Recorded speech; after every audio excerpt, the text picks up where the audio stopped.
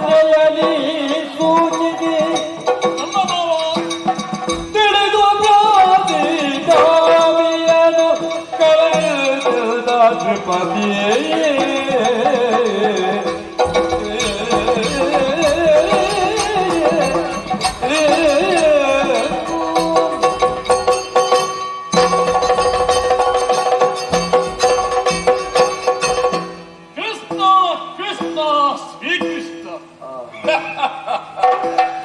ಮಾತುಳಾಂತಕ ಕೃಷ್ಣ, ಮಾತುಳ ಪ್ರಿಯ ಕೌರವ. ಕೃಷ್ಣನಿಗೂ ಕೌರವನಿಗೂ ಇರುವ ವ್ಯತ್ಯಾಸ ಇಷ್ಟೇ. ನನ್ನ ಮಾವ ನನ್ನ ಶ್ರೇಯಾಭಿವೃದ್ಧಿಯನ್ನು ಗಮನದಲ್ಲಿರಿಸಿಕೊಂಡು ಇಷ್ಟರ ತನಕ ನನ್ನನ್ನು ಸಲಹುತ್ತಾ ಬಂದವ. ಕರ್ಣನಿಗೆ ಅಂಗರಾಜ್ಯ ಕೊಡಿಸುವಲ್ಲಿ ತುರ್ತು ಸಭೆಯನ್ನು ಕ್ಷಣ ಕಾಲದಲ್ಲಿ ಸಂಯೋಜಿಸಿದವ ನನ್ನ ಮಾವನಾದಂತಹ ಶಕುನಿ. ಅಂಗರಾಜ್ಯದ ಘೋಷಣೆಯನ್ನು ಮಾಡುವುದರ ಮೂಲಕ ಹಸ್ತಿನಾವತಿಯ ಭಾವಿ ಸಾಮ್ರಾಟ ಈ ಕೌರವ ಎನ್ನುವುದನ್ನು ನಿರೂಪಿಸುವುದಕ್ಕೆ ದಾರಿಯನ್ನು ತೋರಿದವ ನನ್ನ ಮಾವ. ಆದರೆ ಏನಾಯಿತು?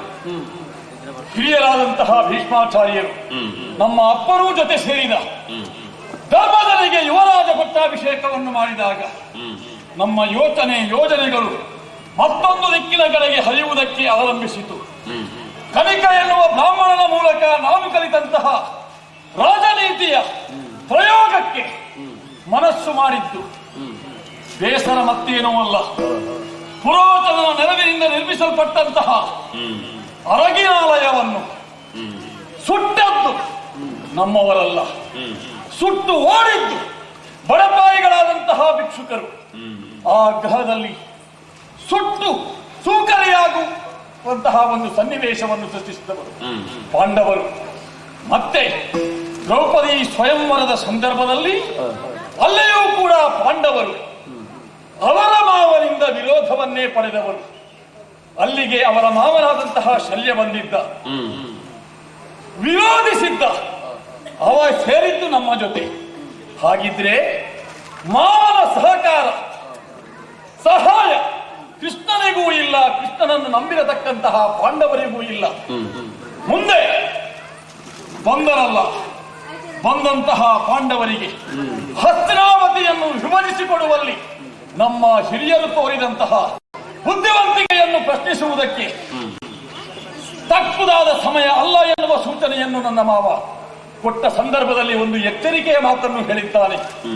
ಮಗು, ಪಾಂಡವರ ಉತ್ಕರ್ಷದ ಕಡೆಗೆ ಗಮನವನ್ನು ಹರಿಸಿದಾಗ ಒಂದು ವಿಚಾರವನ್ನು ಗಮನಿಸು.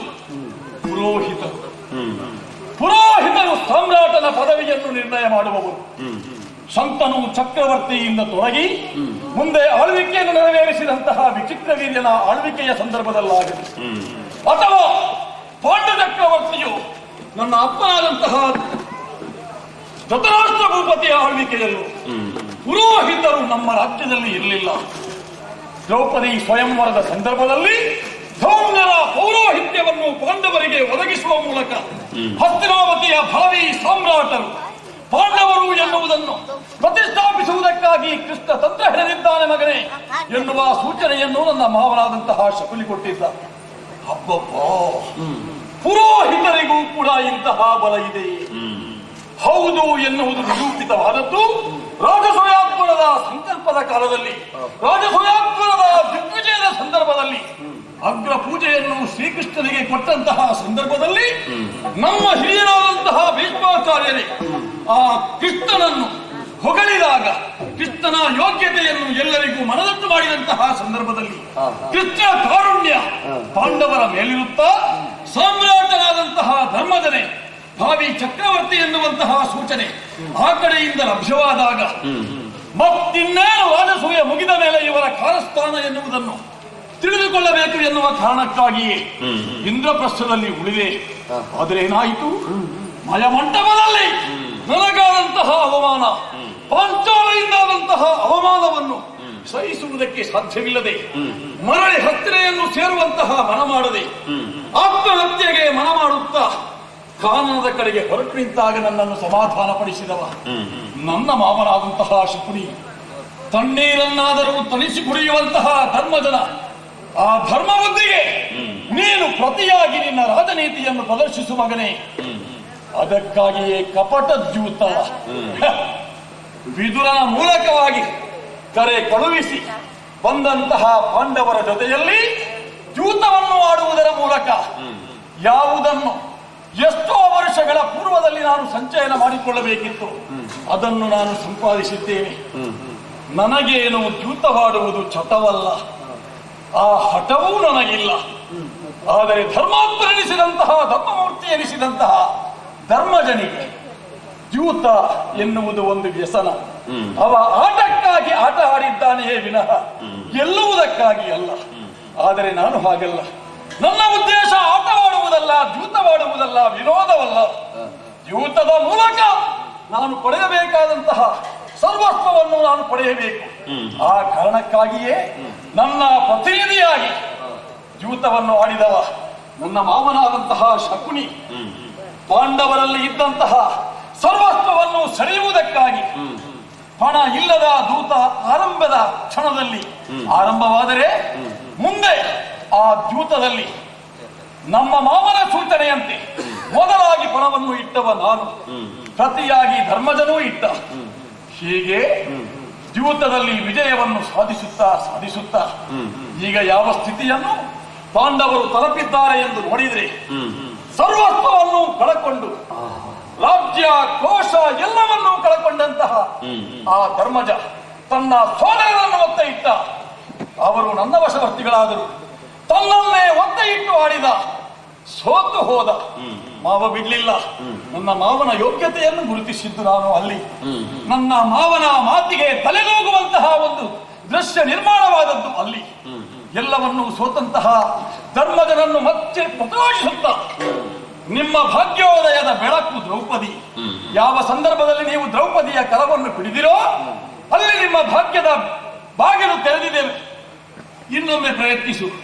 ಸೋತ ಎಲ್ಲಾ ವಸ್ತುಗಳು ಮತ್ತೆ ಲಭ್ಯವಾಗಬೇಕಾದ್ರೆ, ಮರಳಿ ಆ ಸೌಭಾಗ್ಯ ಬರಬೇಕಿದ್ರೆ ದ್ರೌಪದಿಯನ್ನು ಒತ್ತೆ ಇಡು ಎನ್ನುವ ಸೂಚನೆ ನಮ್ಮ ಮಾವನಿಂದ ಬಂದಾಗ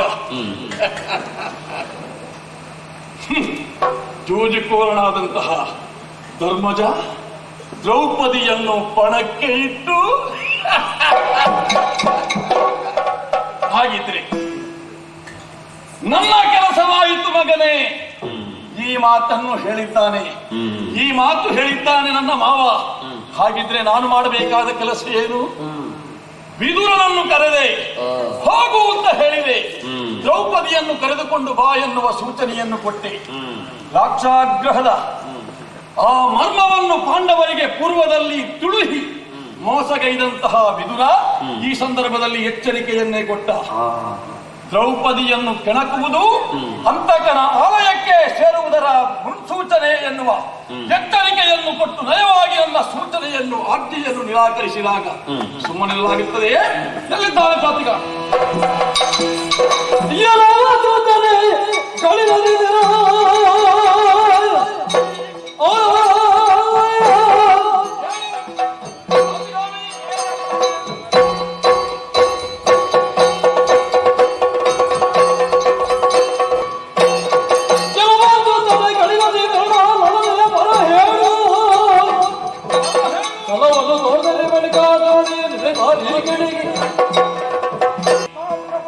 ಬಂದೆಯಾ? ಕೈ ಮುಗಿದು ನಿಂದೆಯಾ? ಹೌದು ಪ್ರಭು. ಹೊರಡು. ಎಲ್ಲಿಗೆ? ಯಾಕೆ? ಏನು? ಹೇಗೆ? ಮತ್ತೆ ಪ್ರಶ್ನಿಸಕೂಡದು. ಒಂದೇ ಮಾತು, ದ್ರೌಪದಿ ಇದ್ದಲ್ಲಿಗೆ ಹೋಗು. ಇಲ್ಲಿ ನಡೆದಂತಹ ಎಲ್ಲಾ ವರ್ತಮಾನವನ್ನು ನಡೆದ ರೀತಿಯಲ್ಲಿ ಆಕೆಗೆ ವಿವರಿಸು. ಕೌರವೇಶ್ವರನ ಅಪ್ಪಣೆಯಾಗಿದೆ, ಹೊರಡು ಎನ್ನುವ ಸೂಚನೆಯನ್ನು ಆಕೆಗೆ ಕೊಡು. ಒಂದು ವೇಳೆ ಬರಲೊಪ್ಪದಿದ್ದರೆ ಎಳೆದುಕೊಂಡು ಬರುವ ಅಧಿಕಾರವನ್ನು ನಿನಗೊಪ್ಪಿಸಿದ್ದೇನೆ. ಹೋಗು. ತಮ್ಮ ಅಪ್ಪಣೆ ಶಿರೋಧಾರಿ.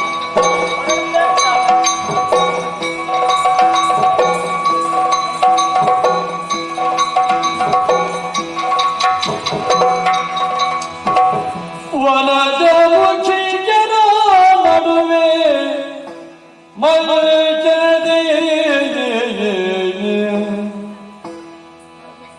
ವನದ ಮುಖಿಯರ ನಡುವೆ ಮಲಚದೆ ಕನಕ ಪುತ್ರಿಯಂತೆ ರಾಜಿಮ್ಮ ಕನಕ ಪುತ್ರಿಯಂತೆ ರಾಜಿಮಾಯ ಮನುಮಥನ ಮತದಾನಿಗೆ ರಘುತ ಪೀಡನ ದೂತ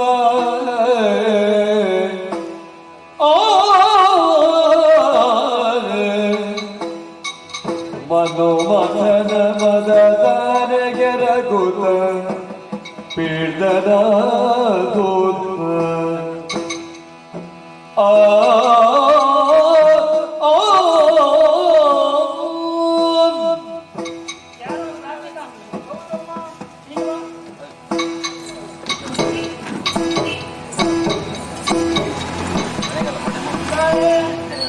ಪ್ರಾರ್ಥಿಕಾಮಿ ಸ್ವಾಮಿನಿಷ್ಠ ಸೇವಕ ನೀನು ಹಾಗೆಂದು ಕಾರ್ಯಕಾರಣವಿಲ್ಲದೆ ಎಲ್ಲಿಗೂ ಹೋಗುವ ನೀನಲ್ಲ.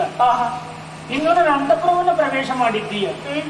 ಬರಬೇಕಿದ್ರೆ ಏನಾದ್ರೂ ಕಾರಣವಿರಬೇಕಲ್ಲ. ಖಂಡಿತ. ಏನು ಬಂದೆ? ದೇವಿಲಾಲಿಸಮ್ಮ ನಮ್ಮಯ ಗುರು ಭೂವನ ನಿಮ್ಮ ತಾಯೇ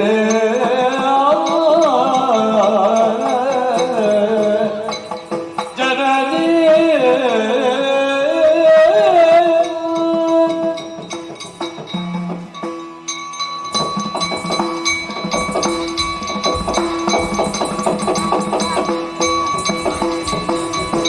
ದೇವಿಲಾಲಿಸಮ್ಮ ನಮ್ಮಯ ಗುರು ಭೂವನದ ನಿಮ್ಮ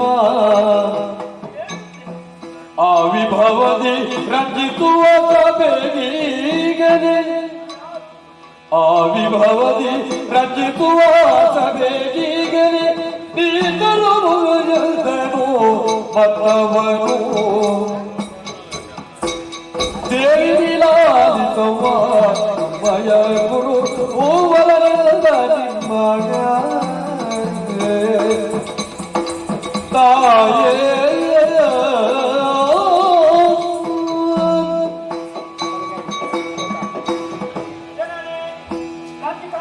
ಗುರುರಾಯನ ಆಜ್ಞೆಗೆ ಹೊತ್ತು ಈ ಕಡೆಗೆ ಬಂದವಳಿದ್ದೇನೆ ತಾಯಿ. ಕೌರವನಪ್ಪಣೆ ಇಲ್ಲಿಗೆ ಬರುವುದಕ್ಕೆ? ಹೌದಮ್ಮ. ಕಾರಣವೇನು? ಖಂಡಿತ ಇದೆ. ತಮ್ಮವರಂತಹ ಪಾಂಡವರು ಕೌರವರು ಸೇರಿ ಯುದ್ಧವನ್ನಾಡುವುದಕ್ಕೆ ಆರಂಭಿಸಿದ್ರು ತಾಯಿ. ವಿನೋದಕ್ಕಾಗಿ ಆರಂಭಿಸಿದಂತಹ ಯುದ್ಧ ಕೊನೆಯ ಹಂತವಾಗಿ ಮುಂದುವರಿಯುತ್ತಾ ಕೊನೆಗೆ ಪಣವನ್ನೊಡ್ಡುವುದಕ್ಕೆ ಆರಂಭಿಸಿದ್ರು ಅಮ್ಮ. ಆಮೇಲೆ ಮುಂದಕ್ಕೆ ಹೇಳಿಬಿಡಿ. ಒಂದೊಂದೇ ಪಣವನ್ನಿಡುವುದಕ್ಕೆ ಆರಂಭಿಸಿದಾಗ ಮೊದಲಾಗಿ ತನ್ನಲ್ಲಿರುವ ವಸ್ತುಗಳನ್ನು, ಅಂದ್ರೆ ಅರಸು ಮಕ್ಕಳಿಗೆ ಜೀವಿತವೆಂಬುದು ಸಪ್ತವ್ಯಸನಗಳಲ್ಲಿ ಒಂದು ಅಲ್ವೇ? ಸಂತೋಷಕ್ಕಾಗಿ ಆಟವಾಡಿರಬೇಕು. ಆದರೆ ಈ ವಿಶೇಷವೇನು? ಖಂಡಿತ. ದ್ಯೂತವಾಡಿದನು ಸೋತನು ನಿಮ್ಮ ನಾಥ ಯುಧಿಷ್ಠಿರನು ಅಮ್ಮ ದ್ಯೂತವಾಡಿದನು ಸೋತನು ನಮ್ಮ ನಾಥ ಯುಧಿಷ್ಠಿರನು ಭೂತಳ ಸಕಲ ಭಂಡಾರಾದಿಗಳ ಭೂತಳ ಸಕಲ ಭಂಡಾರಾದಿಗಳ ಸಗಜಾತ ಭೀಮಾರ್ಜುನರ ಮಾತ್ರೇಯರ ದೇವಿ ಲಾಲಿತಮ್ಮ ಅಮ್ಮ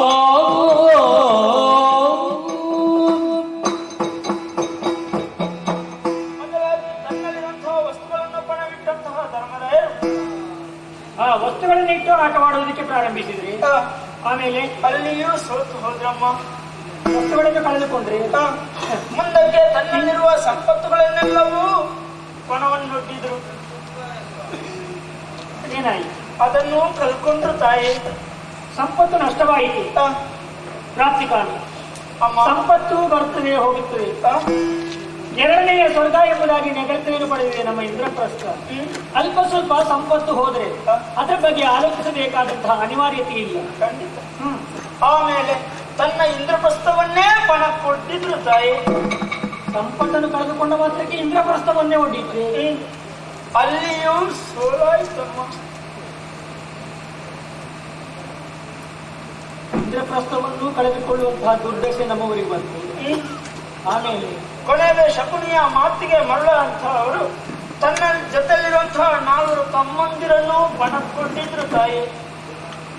ಇಡುವುದಕ್ಕೆ ವಸ್ತುಗಳು ಇಲ್ಲದೇ ಇರುವಂತಹ ಹೊತ್ತಿನಲ್ಲಿ ಸಹೋದರರಾದಂತಹ ಭೀಮಾರ್ಜುನ ನಕುಲ ಸಹದೇವರನ್ನು ಯೂತಕ್ಕೆ ಪಣವಾಗಿ ಒಡ್ಡಿದ್ರಿ. ಹೌದು ಮಾತೆ. ಧರ್ಮಜ ಮಹಾಪ್ರಭುಗಳು ಅದರ ಪರಿಣಾಮವೇನಾಯ್ತು? ಅವರನ್ನು ಕಳ್ಕೊಂಡ್ರು ತಾಯಿ. ಆಮೇಲೆ ಪಣ ಒಡ್ಡುವುದಕ್ಕೆ ಏನೇ ಇಲ್ಲ ಎಂಬುದಾಗಿ ಚಿಂತಿಸುತ್ತಿರುವ ಸಂದರ್ಭ ತನ್ನನ್ನು ತಾನೇ ಪಣ ಕೊಟ್ಟಿಕೊಂಡ್ರು ಅಮ್ಮ. ಸಹೋದರನ್ನು ಕಳೆದುಕೊಂಡ ನಂತರ ಜೀವಿತವನ್ನು ಆಡುವುದಕ್ಕೆ ಧರ್ಮದ ಮಹಾಪ್ರಭುಗಳು ತನ್ನನ್ನೇ ಪಣಕ್ಕೆ ಒಡ್ಡಿದೆ. ಹೌದು ತಾಯಿ. ಅದರ ಪರಿಣಾಮವೇನಾಯಿತು? ಅಲ್ಲಿಯೂ ಸೋಲಾಯಿತಮ್ಮ. ಈಗಲಾದರೂ ದ್ಯೂತ ನಿಂತಿರ್ಬೇಕಲ್ಲ? ಖಂಡಿತ ಇಲ್ಲಮ್ಮ. ಇರುವುದಕ್ಕೆ ವಸ್ತುಗಳು ವ್ಯಕ್ತಿಗಳೇ ಇಲ್ಲ ಅಂತಾದಾಗ ದ್ಯೂತ ಮುಂದುವರಿಯುವುದಾದರೂ ಹೇಗೆ? ಆಮೇಲೆ ಏನಾಯಿತು? ಮುಂದೆ ಆಲೋಚಿಸಿದ ಅವರು ತಮ್ಮನ್ನೇ ಪಣ ಕೊಟ್ಟಿದ್ರು ಅಮ್ಮ.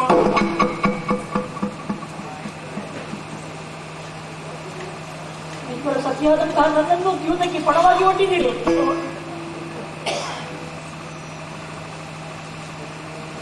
ಪರಿಣಾಮವೇನಾಯ್ತು? ಅಲ್ಲಿಯೂ ಸೋಲಾಯಿತು ತಾಯಿ.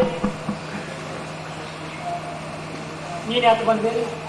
ಇದನ್ನೆಲ್ಲ ನೋಡಿದಂತಹ ಗೌರವ ಅಟ್ಟಹಾಸದಿಂದ ಮೆರೆದ ನನ್ನನ್ನು ಕರೆದು ನಿಮ್ಮನ್ನಲ್ಲಿಗೆ ಕರೆದುಕೊಂಡು ಬರುವಂತೆ ಅಪ್ಪಣೆಯನ್ನಿತ್ತ ತಾಯಿ. ನಾನು ಅಲ್ಲಿಗೆ ರಾಜಸಭೆಗೆ ಬರಬೇಕಂತೆ. ಯಾಕೆ ಬರಬೇಕಂತೆ? ಬಾರದಿದ್ರೆ ನೀವಾಗಿ ಬಾರದೇ ಇದ್ದಲ್ಲಿ ನಿಮ್ಮ ಮುಡಿಗೆ ಕೈಯನ್ನಿಕ್ಕಿ ಎಳ್ಕೊಂಡು ಬರುವಂತೆ ನನಗೆ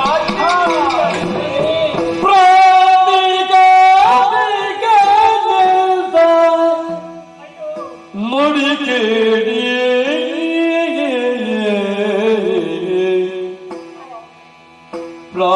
ಪ್ರಾತಿಕಾಮಿಕದ ನುಡಿಕೆ ತಾತಡೋದರಿ ಮರುಗಿ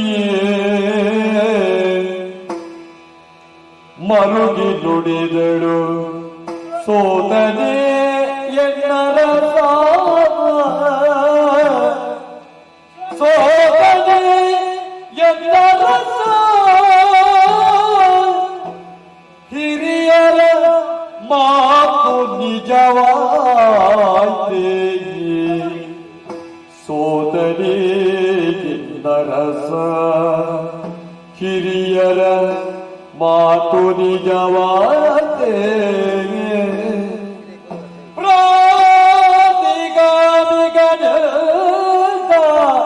ನುಡಿ ಕೇಳಿ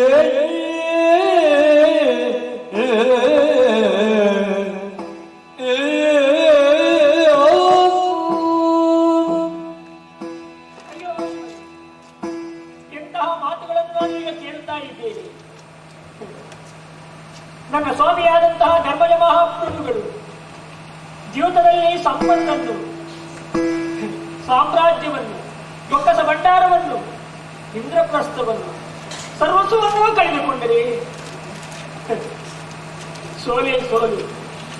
ಆದಿಯಿಂದ ಅಂತ್ಯದವರೆಗೂ ಸೋಲಿನ ಮುಖವನ್ನೇ ಕಂಡರಲ್ಲ. ಯಾಕೆ ಹೀಗಾಯಿತು? ನನ್ನ ಒಳ್ಳೆಯವನಾದಂತಹ ಧರ್ಮದ ಮಹಾಪ್ರಭು ದ್ಯೂತವನ್ನು ತಿಳಿಯದಿದ್ದವರೇನೂ ಅಲ್ಲ. ಹಾಗಾದ್ರೆ ತಿಳಿದು ಈ ರೀತಿಯ ಸೋಲು ಯಾಕೆ ಬಂತು? ಸರಿ ಸರಿ, ಅರ್ಥವಾಯಿತು. ದ್ಯೂತವನ್ನಾಡಿದವ ಶಕುನಿ ಮಹಾಶಯ, ಕೈತವನ ದೀಕ್ಷಾ ಗುರು ಶಕುನಿ. ಏನೋ ಮೋಸ ನಡೆದಿರಬೇಕು, ಏನೋ ಕಪಟ ನಡೆದಿರಬೇಕು. ಇಲ್ಲದಿದ್ದರೆ ಇಂತಹ ಸೋಲು ನಮ್ಮವರಿಗೆ ಬರುವುದಕ್ಕೆ ಸಾಧ್ಯವಿತ್ತೆ. ಇದೇನು ಆಕಸ್ಮಿಕವಲ್ಲ. ನಮ್ಮನ್ನು ಇಂದ್ರಪ್ರಸ್ಥದಿಂದ ಈ ಹಸ್ತಿನಾವತಿಗೆ ಕರೆತರುವುದಕ್ಕಾಗಿ ಬಂದಿದ್ದಂತಹ ಮಹಾಜ್ಞಾನಿಯಾದಂತಹ ವಿದುರ ಮಹಾಶಯ ಇದರ ಬಗ್ಗೆ ಮೊದಲೇ ನಮಗೆ ಸೂಕ್ಷ್ಮವನ್ನು ತಿಳಿಸಿದ್ದ. ಹೆಚ್ಚೇಕೆ ವಿದುರ ನಮ್ಮನ್ನು ಕರೆದುಕೊಂಡು ಹೋಗುವುದಕ್ಕಾಗಿ ಬರುವಂತಹ ದಾರಿಯಲ್ಲಿ ಭೀಷ್ಮ ದ್ರೋಣಾದಿಗಳೇ ವಿದುರನನ್ನು ಸಂಧಿಸಿ ಮಾತನ್ನೇ ಹೇಳಿದ್ದರಂತೆ. ಪಾಂಡವರು ಹಸ್ತಿನಾವತಿಗೆ ಬರುವುದು ಬೇಡ, ಬಂದರೆ ಏನೋ ಒಂದು ರೀತಿಯ ಕೇಡುಗಾದಿವೆ ಎಂಬುದಾಗಿ. ಆದರೆ ನನ್ನ ಗಂಡನಾದಂತಹ ಧರ್ಮಜ ಮಹಾಪ್ರಭು ಆ ಮಾತುಗಳನ್ನು ಕೇಳಲಿಲ್ಲ. ಹಿರಿಯರ ಮಾತಿಗೆ ಗೌರವವನ್ನು ಕೊಡಬೇಕಾದ ಮಕ್ಕಳಾದಂತಹ ನಮ್ಮ ಕರ್ತವ್ಯವೆಂದು ಭಾವಿಸಿ ಸಹೋದರರನ್ನು ಸತ್ಯಾದಂತಹ ನನ್ನನ್ನು ಜೊತೆಗರಿಸಿಕೊಂಡು ಇಲ್ಲಿಯವರೆಗೆ ಬಂದು ಇಂತಹ ಸೋಲನ್ನು ಇಂತಹ ಅಪಮಾನವನ್ನು ತಾನೇ ಕೈಯಾರೆ ಕೈಯೊಡ್ಡಿ ಪಡೆದುಕೊಂಡ ಹಾಗಾಯಿತು. ಏನು ಮಾಡುವುದು? ಬಂದಂತಹ ಸೋಲಿನ ಬಗ್ಗೆ ಆಲೋಚಿಸುವುದಲ್ಲ, ನಡೆದಂತಹ ದ್ಯೂತದ ಬಗ್ಗೆ ಆದಿಯಿಂದ ಅಂತ್ಯದವರೆಗೂ ತಿಳಿಯಬೇಕಾಗಿದೆ. ಹೌದು, ರಾತ್ರಿಕಾಗಿ ದೂತ ಕೇಳಿ ದ್ಯೂತದಲ್ಲಿ ಯಮದಾತ ತನ್ನನು ಸೋತನಂತರ ಸೋತನೇ ದೂತ ಕೇಳಿ ದ್ಯೂತದಲ್ಲಿ ಯಮದಾತ ತನ್ನನು ಸೋತನಂತರ ಸೋತನೇ ತಾಯೆಲ್ಲ ಎನಲವು ತಿಳಿದು ಕೈ ಮುಗಿದ ದೂತ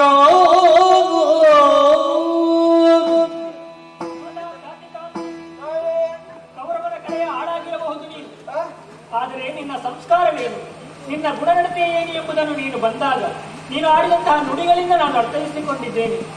ಬಂದವನೇ ದೇವಿ ಎಂಬುದಾಗಿ ನನ್ನನ್ನು ಕರೆದಿದ್ದೀಯ, ತಾಯಿ ಎಂಬುದಾಗಿ ಸಂಬೋಧಿಸಿದ್ದೀಯ, ಅಮ್ಮ ಎಂಬುದಾಗಿ ಮನಸಾರೆ ಆಡಿದ್ದೀಯ. ಇದರಿಂದಲೇ ನಿನ್ನ ಗುಣ ಏನು ಅಂತ ಅರ್ಥವಾಗುತ್ತದೆಯಪ್ಪ. ಹಸ್ತಿನಾವತಿಯ ಸ್ವಾಮಿನಿಷ್ಠ ಸೇವಕನೇನು ಎಂಬುದರಲ್ಲಿ ಎರಡು ಮಾತಿಲ್ಲ. ನನಗೊಂದು ಉಪಕಾರವನ್ನು ಮಾಡುತ್ತೀಯ. ಏನಮ್ಮ? ಜೀವನವನ್ನು ಕಣ್ಣಾರಿ ಕಂಡವನೇನಲ್ವೇ? ಅಲ್ಲಿ ನಡೆದಂತಹ ಸತ್ಯವೊಂದನ್ನು ತಿಳಿಸುತ್ತೀಯ. ಏನಮ್ಮ?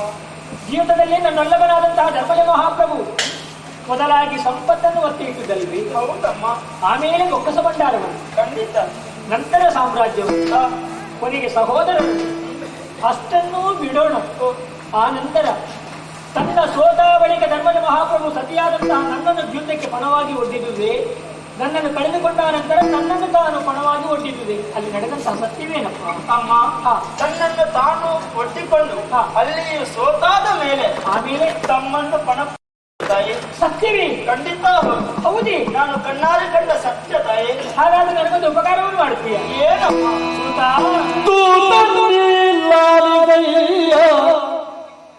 ಪೇಳುವೆನೊಂದು ಮಾತನ್ನು ಪಾಲಿದಯ್ಯ ದ್ಯೂತದಿ ತನ್ನಾದ ಸೋತ ಮೇಲೆ ಮಜನು ಸೋದರೆಲ್ಲನೋ ಈಗ ನೀತಿಗೆ ಬುದ್ಧಿ ಬೀಳು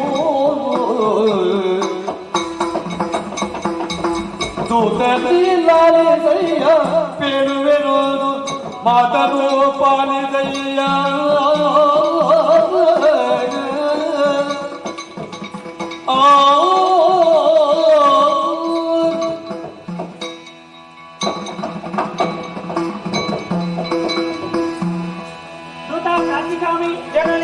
ನಿನ್ನ ಮಾತುಗಳನ್ನು ಕೇಳಿದಾಗ ಈಗ ನನಗೆ ಸ್ವಲ್ಪ ಸಮಾಧಾನವಾಯಿತು. ಯಾಕೋ?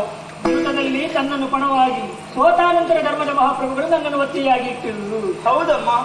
ಯಾವ ವ್ಯಕ್ತಿಯಾಗಲಿ ತನ್ನ ಸ್ವಾತಂತ್ರ್ಯವನ್ನು ಕಳೆದುಕೊಂಡ ನಂತರ ಇನ್ನೊಂದು ವಸ್ತುವನ್ನೇ ಆಗಲಿ ಅಥವಾ ಇನ್ನೊಬ್ಬ ವ್ಯಕ್ತಿಯನ್ನೇ ಆಗಲಿ ಒತ್ತಿ ಇಡುವುದಕ್ಕೆ ಅವನಿಗೆ ಅಧಿಕಾರ ಎಲ್ಲಿರುತ್ತದೆ? ಖಂಡಿತ ಇಲ್ಲ. ಇದು ಸಾಮಾನ್ಯ ಪ್ರಶ್ನೆಯಲ್ಲ, ಇದು ಧರ್ಮ ಸೂಕ್ಷ್ಮದ ಪ್ರಶ್ನೆ. ಹಾಗಾದರೆ ಧರ್ಮದ ಮಹಾಪ್ರಭು ನನ್ನನ್ನು ಒತ್ತಿ ಇಟ್ಟು ಇದು ನ್ಯಾಯವೇ? ಸಾಮಾನ್ಯರಿಗೂ ಮೂಡುವಂತಹ ಪ್ರಶ್ನೆ ಇದು ಅಲ್ವೇ? ಹಾಗಾಗಿ ನನಗೊಂದು ಉಪಕಾರವನ್ನು ಮಾಡ್ತೀಯ. ಏನಮ್ಮ? ಇದು ನನ್ನ ಆಜ್ಞೆ ಅಲ್ಲ, ನನ್ನ ವಿಜ್ಞಾಪನೆ. ಇಲ್ಲಮ್ಮ, ನಿಮ್ಮ ಮಾತನ್ನು ನಾನು ನೆರವೇರಿಸಿಕೊಡ್ತೇನೆ. ಈ ಕ್ಷಣವೇ ನೀನು ಸಭೆಗೆ ಹೋಗಬೇಕು. ಹೋಗಿ ಪೇಳು ಪ್ರಶ್ನೆಯೇನೋ ನೀನು ಸಭೆಯವರಿಗೀಗ ಪೇಳನುತ್ತರವಾದನ್ನು ಶೀಲವಂತನು ಗಂಗಾಪಾಲ ದ್ರೋಣಾದ್ಯನು ಪೇಳಲಿ ನ್ಯಾಯವ ಮೇಲೆ ನಾ ಬರುವಿನು ಪೇಳಿ ಪ್ರಶ್ನೆಯನು ನೀನು ಅಯ್ಯೋ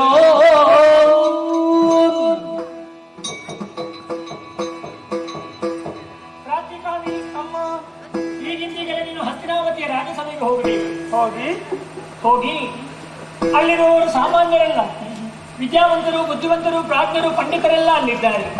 ಅವರೆಲ್ಲ ಕೇಳುವಂತೆ ನಾನೊಂದು ಪ್ರಶ್ನೆಯನ್ನು ಕೇಳಿದ್ದೇನೆ ಅಂತ ಹೇಳಿದೆ. ಏನಮ್ಮ? ತನ್ನ ಸೋತ ಮೇಲೆ ಧರ್ಮಜನು ನನ್ನನ್ನು ಒತ್ತಿ ಇಟ್ಟು ಇದು ನ್ಯಾಯವೇ? ದ್ರೌಪದಿ ಹೀಗೊಂದು ಪ್ರಶ್ನೆಯನ್ನು ಸಭೆಗೆ ಹೇಳಿ ಕಳುಹಿಸಿದ್ದಾಳೆ.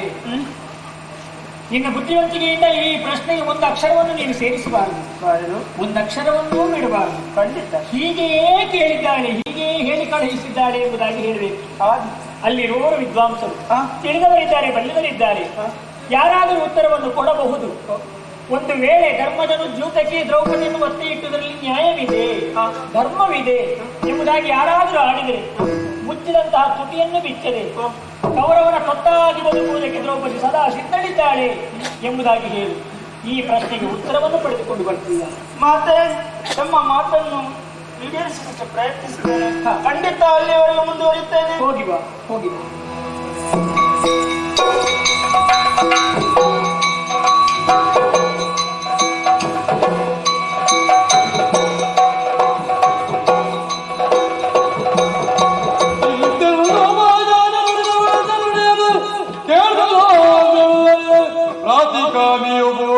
ಗೌರವ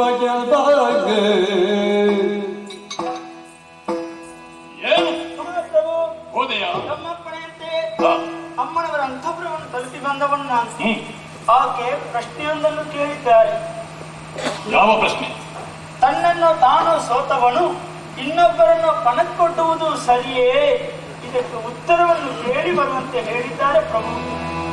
ದ್ರೌಪದಿಯ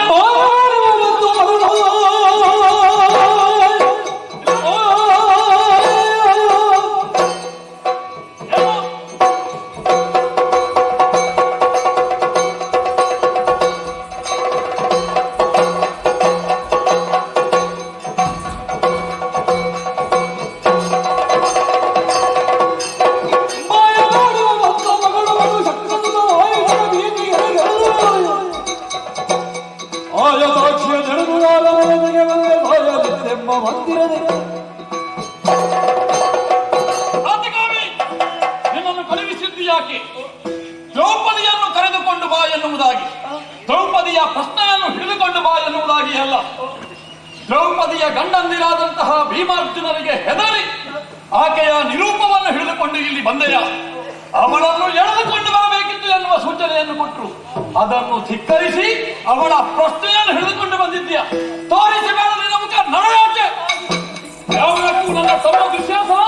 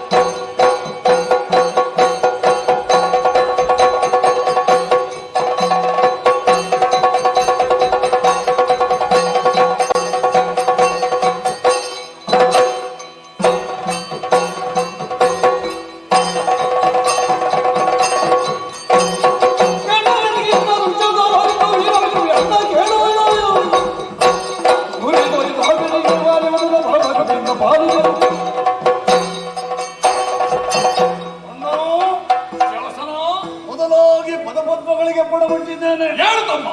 ವಿಶಾಲವಾಗಿರುವ ರಾಜಸಭೆ ನಮ್ಮ ಐಶ್ವರ್ಯದ ಪ್ರತೀಕದಂತೆ ಅಲ್ಲ, ನಮ್ಮ ಯೋಗ್ಯತೆ ಗುರುವಿನಂತೆ ಆರಾಜಿಸ್ತಾ ಇರುವ ಸಭಾ ಮಧ್ಯದಲ್ಲಿ ಮಾವ ಶಕುನಿಯ ಸಹಾಯದಿಂದ ನೀನಾಡಿದ ದ್ಯೂತ ನಿರ್ಮಾಣವನ್ನು ಸಂಪೂರ್ಣವಾಗಿ ಸೋಲಿಸಿ ಭಾಗ್ಯಶಾಲಿಯಾದ ನೀನು ಮೆರೆದಾಡುತ್ತಿರುವುದನ್ನು ಕಂಡು ಆನಂದ ಸಾಗರದಲ್ಲಿ ತೇಲಾಡುತ್ತಿದ್ದೆ. ಆ ಹೊತ್ತಿನಲ್ಲಿ ಕೈ ಬೀಸಿ ಕರೆದೆಯಲ್ಲ, ಏನಾಗಬೇಕು ಹೇಳು ಹೇಳು ಹೇಳು. ತಮ್ಮ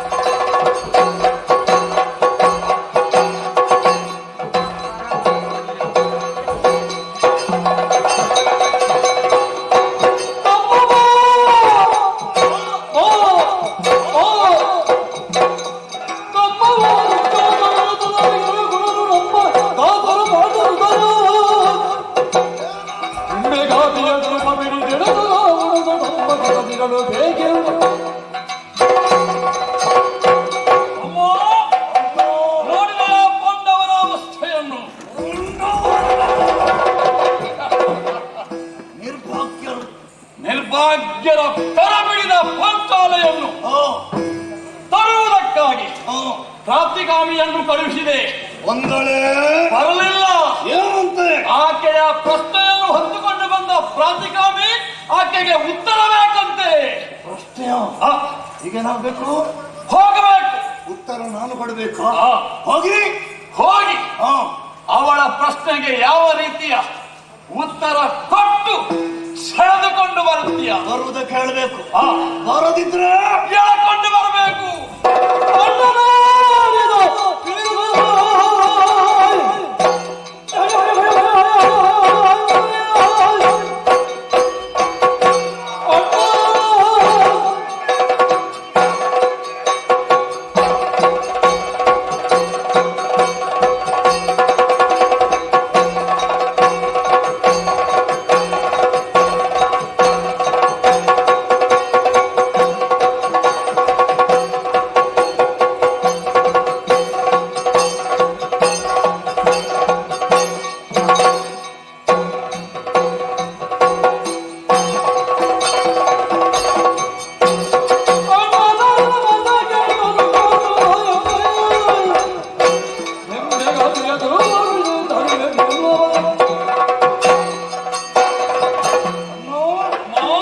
ಇನ್ನು ಹಕ್ಕು ಉಲ್ಲಂಘನೆಯನ್ನು ಮಾಡಿರುವ ಆ ಧೂರ್ತ ಪಾಂಚಾಲೆಯನ್ನು ಕರೆತರುವುದಕ್ಕೆ ನಾನೇ ಸಮರ್ಥ.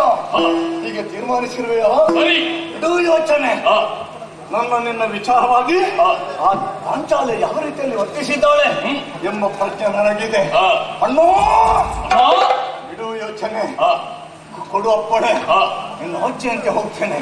ನಿನ್ನ ಅಪ್ಪಣೆಯನ್ನು ತಿಳಿಸ್ತೇನೆ. ಹೊರದೇ ಹೋದದಾದರೆ ಅವಳ ತರುವಿಗೆ ಕೈಯಿಕ್ಕಿ ನಿನ್ನ ಪಾದ ಮೂಲಕ ಕೇಳ್ತೇನೆ. ಶುಭವಾಗಲಿ. ಹೋಗಿ ಬಾ.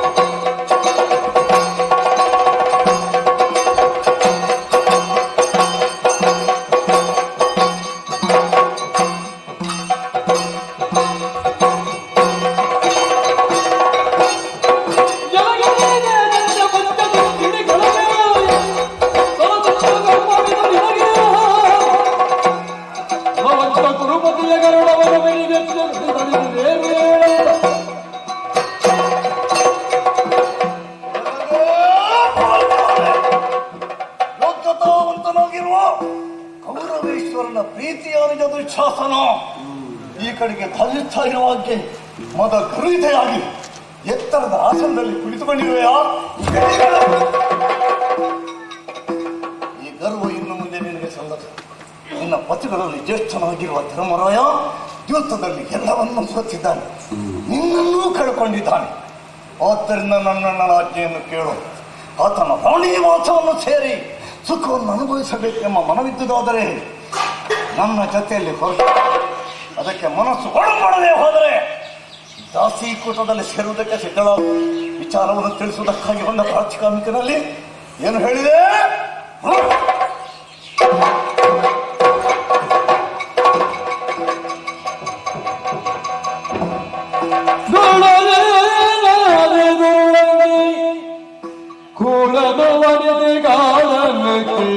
ದ್ರೌಪದಿ ಮನದಿ ಬೆದರುತ್ತ ಮತ್ತೆ ನುಡಿದಳು ನಗದೆ ದುರುಡನಿಗೆ ಬೆದರುತ್ತ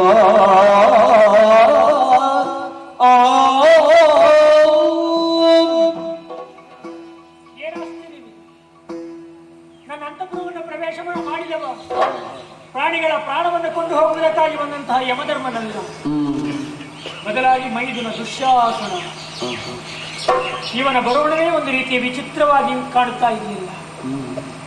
ಹೌದು, ಮೂರ್ಖರಲ್ಲಿ ಮೂರ್ಖನೀತ, ದುಷ್ಟ ಶಾಸನ ದುಶ್ಯಾಸನ, ಏನನ್ನೋ ಮಾಡುವುದಕ್ಕೆ ಹೇಸುವವನಲ್ಲ ಇವ. ಹಾಗಾಗಿ ಮೂರ್ಖರಲ್ಲಿ ಮಾತನಾಡುವಾಗ ವ್ಯವಹರಿಸುವಾಗ ಬಹಳ ಜತನದಿಂದ ವ್ಯವಹರಿಸಬೇಕು. ಈತನನ್ನು ಮಾತನಾಡಿಸುವಾಗ ನಯವಿನಯದಿಂದಲೇ ಮಾತನಾಡಿಸಬೇಕು.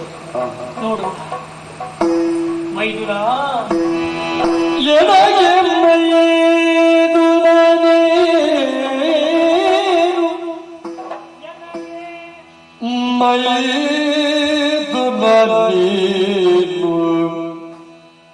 ಮರುಮಾತಿನಗೆ ದೊರೆಯಲಿ ಪ್ರಶ್ನೆಗುತ್ತರ, ಮರುಮಾತಿನಗೆ ದೊರೆಯಲಿ ಪ್ರಶ್ನೆಗುತ್ತರ. ಅನುಜಕ್ಕೆ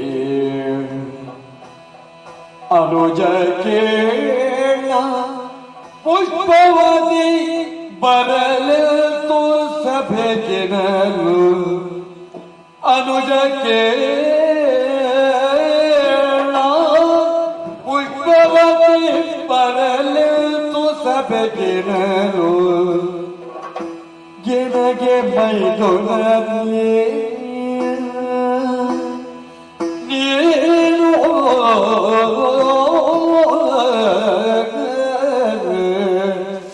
ಮೈದುನ.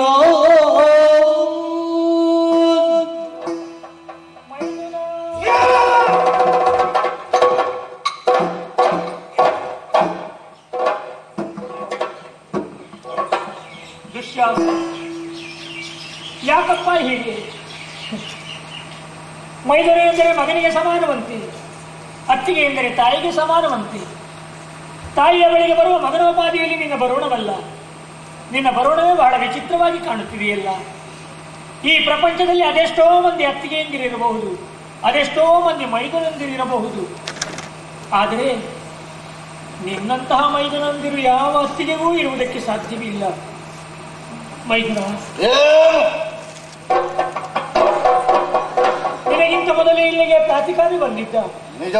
ಆದರೆ ನಿನ್ನ ಪ್ರಶ್ನೆಯನ್ನು ರಾಜಸಭೆಗೆ ಹೇಳಿ ಕಳುಹಿಸಿದ್ದೆ. ಏನು ನಿನ್ನ ಪ್ರಶ್ನೆ? ತನ್ನ ಸೋತ ಮೇಲೆ ಧರ್ಮಜನು ನನ್ನನ್ನು ಒತ್ತೇಟದು ಇದು ನ್ಯಾಯವೇ? ಅದಕ್ಕೆ ಉತ್ತರವಿಲ್ಲ. ಬದಲಾಗಿ ನೀನೇ ಬಂದಿದ್ದೀಯ. ಒಳ್ಳೆಯದಾಯಿತು. ನಿನ್ನಣ್ಣನ ಮಾತಿನಂತೆ ಗೌರವವನ್ನು ಕೊಟ್ಟು ರಾಜಸಭೆಗೆ ಬರೋಣ ಎಂಬುದಾಗಿ ಆಲೋಚಿಸಿದ್ರೆ ಬರುವ ಹಾಗಿಲ್ವಪ್ಪ? ಯಾಕಿಲ್ಲ? ಬರಬಾರದು. ಏನು ರೋಗವೋ? ಹೌದು, ಇದೊಂದು ರೀತಿಯ ರೋಗವೇ ಸರಿ.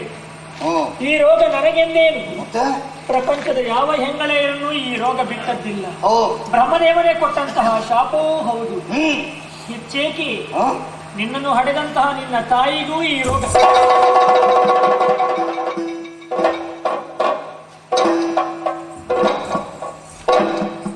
ಈಗಲಾದರೂ ನನಗೆ ಅಳಸಿರುವಂತಹ ರೋಗ ಏನೆಂಬುದು ನಿನಗೆ ಅರ್ಥವಾಗಿರಬೇಕಲ್ಲ? ಅರ್ಥ ಆಗಲಿಲ್ಲ. ಆಗಲಿಲ್ವೇ? ಇಲ್ಲ.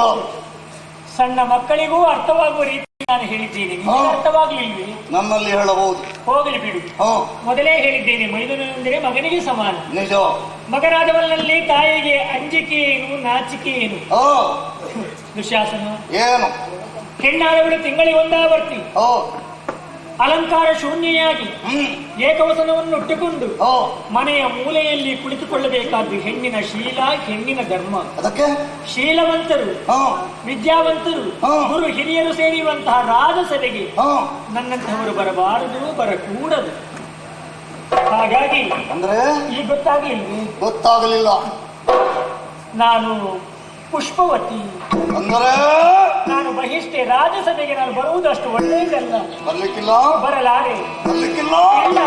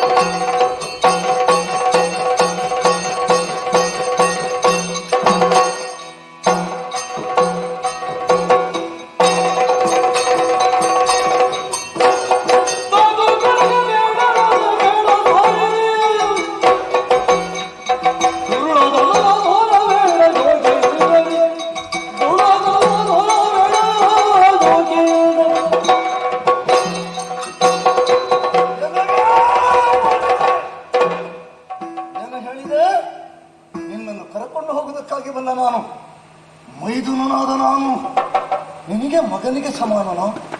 ನಿನಗೆ ಕಷ್ಟ ಬರುವಾಗೆ ಮೈದುನ ಮಗನಾಗ್ತಾನ?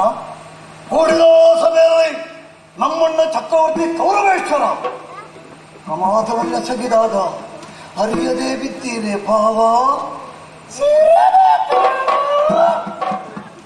ನಿನಗೆ ಕಷ್ಟ ಬರುವಾಗೆ ಅಣ್ಣ ತಮ್ಮ ಬಂಧು ಬಾಂಧವ ಏನ್ ಹೇಳಿದ್ದು? ಸಭೆಯನ್ನು ಕಳಿಸಿರುವೆ. ನಿನ್ನ ಪ್ರಶ್ನೆಗೆ ಏನಾಗಬೇಕು? ಉತ್ತರ ಹೇಳ್ತಾ ಇದ್ದೇನೆ. ಬಾ ಹೊರಟು. ನೀನು ಪುಷ್ಪವತ್ಯ ತಪ್ಪಲ್ಲ. ಪುಷ್ಪವತಿ ಆದ್ರೆ ತೊಂದರೆ ಇಲ್ಲ. ನಮ್ಮ ರಾಜ್ಯಸಭೆಗೆ ಬಂದು ಫಲವತಿ ಆಗುವ ಯೋಗ ಪಡಿಬಹುದು.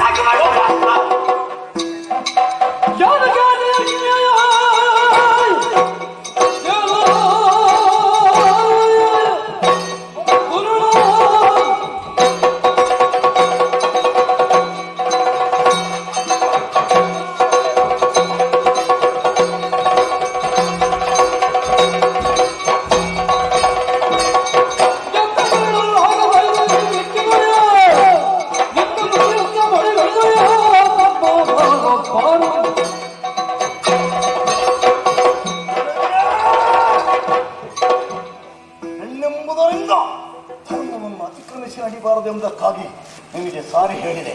ನಾನು ಕೊಟ್ಟ ಅವಕಾಶವನ್ನು ದುರುಪಯೋಗಪಡಿಸಿಕೊಂಡೆಯಾ? ನನ್ನ ಯಾವತ್ತೂ ಸಲುಗೆ ಬಿತ್ತದ ಅನ್ನೋದು ಆವರಿಸಿದೆ. ಮತ್ತೊಮ್ಮೆ ಎಚ್ಚರಿಸ್ತಾ ಇದ್ದೇನೆ. ನನ್ನ ಮಾತಿಗೆ ಮಾನ್ಯತೆಯನ್ನು ಕೊಡದೆ ಹೋದರೆ, ನಮ್ಮ ಅಣ್ಣನ ಆಜ್ಞೆಗೆ ವಿರೋಧವನ್ನು ತಂದರೆ ನೀನು ಹೆಣ್ಣೆಂಬುದನ್ನು ಮರೆತು ನಿನ್ನ ತುರುಗಿಗೆ ಕೈ ನಮ್ಮ ಅಣ್ಣನ ರಾಜ್ಯಸಭೆಗೆ ಎಳ್ಕೊಂಡು ಹೋಗೋಕ್ಕೆ ನನ್ನ ಕೈ ತೊಡೆಯವರು ಯಾರಿದ್ದಾರೆ? ಬೇಡ, ಅನ್ಯಾಯ ಮಾಡಬೇಡ. ನ್ಯಾಯ ನಿನ್ನಲ್ಲಿ ಹೇಳಿದವರು ಯಾರು? ಮಗನೇ, ಮಗ ತಾಯಿಗೆ, ಮೈದುನ ಅತ್ತಿಗೆಗೆ, ತಮ್ಮ ಅಕ್ಕನಿಗೆ, ಬಂಧು ಬಾಂಧವರಿಗೆ ಬೇಡ. ಏನು ಬೇಡ? ಬೇಡ, ಮೈ ಮೇಲೆ ಕೈ ಮಾಡದಿರು. ಮೈ ಮೇಲೆಲ್ಲ ತಲೆ ಮೇಲೆ.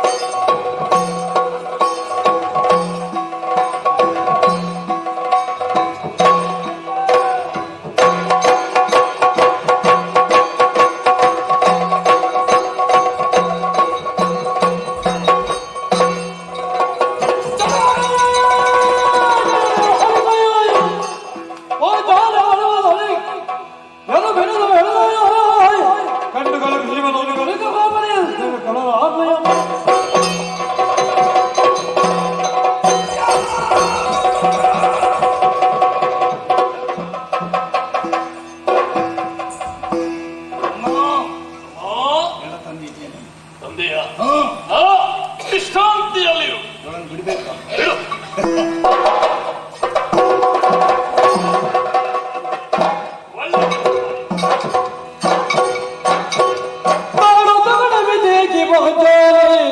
ಇನ್ನರದ ಮಾರಿದ ಮೇಲೆ ಬರುಗಿದ ಏನು ಬರಬೇಡಿ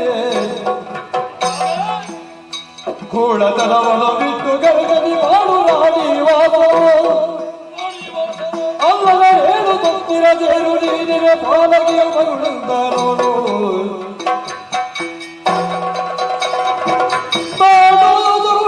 ಹೇಗೆ ಪಾಚಾರೆ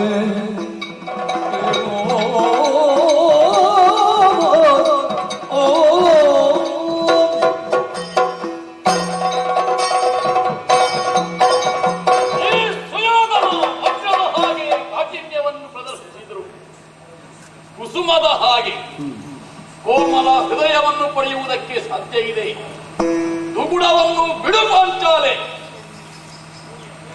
ಒಳ್ಳೆಯ ರೀತಿಯಿಂದ ಸಂತುಷ್ಟ ಗೃಹಿಣಿಯಾಗಿ ರಾಣಿವಾಸದಲ್ಲಿ ಸಾಮ್ರಾಜ್ಞಿಯಾಗಿ ಇರುತ್ತೀಯೋ ಅಥವಾ ದಾಸಿ ವರ್ಗದಲ್ಲಿ ಪರಿಚಾರಿಕೆಯಾಗಿ ಬಿದ್ದುಕೊಳ್ಳುತ್ತೀಯೋ ಆಯ್ಕೆ ನಿನಗೆ ಬಿಟ್ಟದ್ದು, ನಿನಗೆ ಬಿಟ್ಟದ್ದು.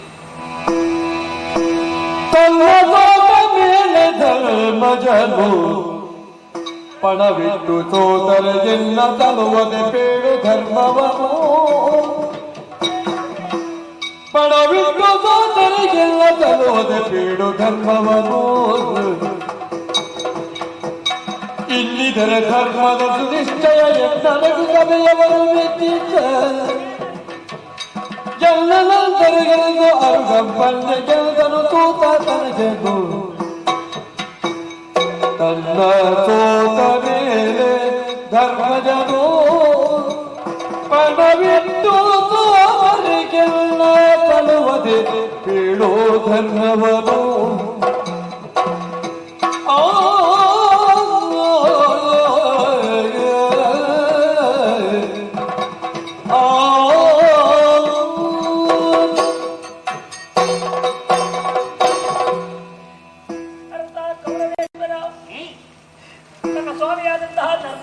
ಮಹಾಪ್ರಭುಗಳು ಜೀವನದಲ್ಲಿ ಸಂಪತ್ತನ್ನು, ಸಾಮ್ರಾಜ್ಯವನ್ನು, ಸರ್ವಸ್ವವನ್ನು ಕಳೆದುಕೊಂಡಿರಬಹುದು ಎಂದ ಮಾತ್ರಕ್ಕೆ ಈ ಜೀವನದ ನ್ಯಾಯ ಮುಗಿಯುವಂತಿಲ್ಲ.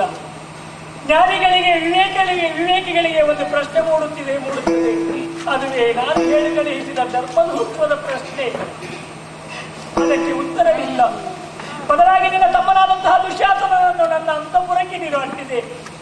ಆತನಾದರೂ ಮಾರಿಗೆ ಬಲಿ ಕೊಡುವುದಕ್ಕಾಗಿ ಕುರಿ ಮರಿಯನ್ನು ಎಳೆತರುವಂತೆ ರಾಜಬೀದಿಯ ಮೂಲಕವಾಗಿ ನಿನ್ನೆ ಆಸ್ಥಾನಕ್ಕೆ ಎಳೆತಂದಿದ್ದಾನೆ. ಮಾತ್ರವಲ್ಲ, ನಾನು ಕಟ್ಟಿದಂತಹ ನನ್ನ ತುರುಬನ್ನು ಆತ ಬೆಚ್ಚಿದ್ದಾನೆ. ಎಲ್ಲ ಹೆಂಗಳೆಯರ ಕೂದಲಿನಂತೆ ನನ್ನ ತಲೆ ಕೂದಲಿಗೆ ಕೂದಲಿನ ಹೆಸರಲ್ಲ, ಸಿರಿಮುಡಿ. ಕಳೆದ ರಾಜಶೀಯದ ಅವೃತ ಸ್ಥಾನದಿಂದ ಪರಿಪೂರ್ಣವಾದಂತಹ ನನ್ನ ಈ ಸಿರಿಮುಡಿಯನ್ನು ನಿನ್ನ ತಮ್ಮನಾದಂತಹ ದುಶ್ಯಾಸನ ಬಿಚ್ಚಿದ್ದಾನೆ. ಸಭೆಯಲ್ಲಿ ಸ್ಮಶಾನ ಪಿಶಾಚಿಯಂತೆ ನನ್ನನ್ನು ನಿಲ್ಲಿಸಿದ್ದಾನೆ. ಶಾರದಕ್ಕೆ ನಿನ್ನ ಮರ್ಮಭೇದಕವಾದಂತಹ ಮಾತುಗಳು ಆಡು. ನಿನ್ನ ಆಸ್ಥಾನ, ನಿನ್ನ ಅಧಿಕಾರ ಕೇಳುವವರಿಲ್ಲ.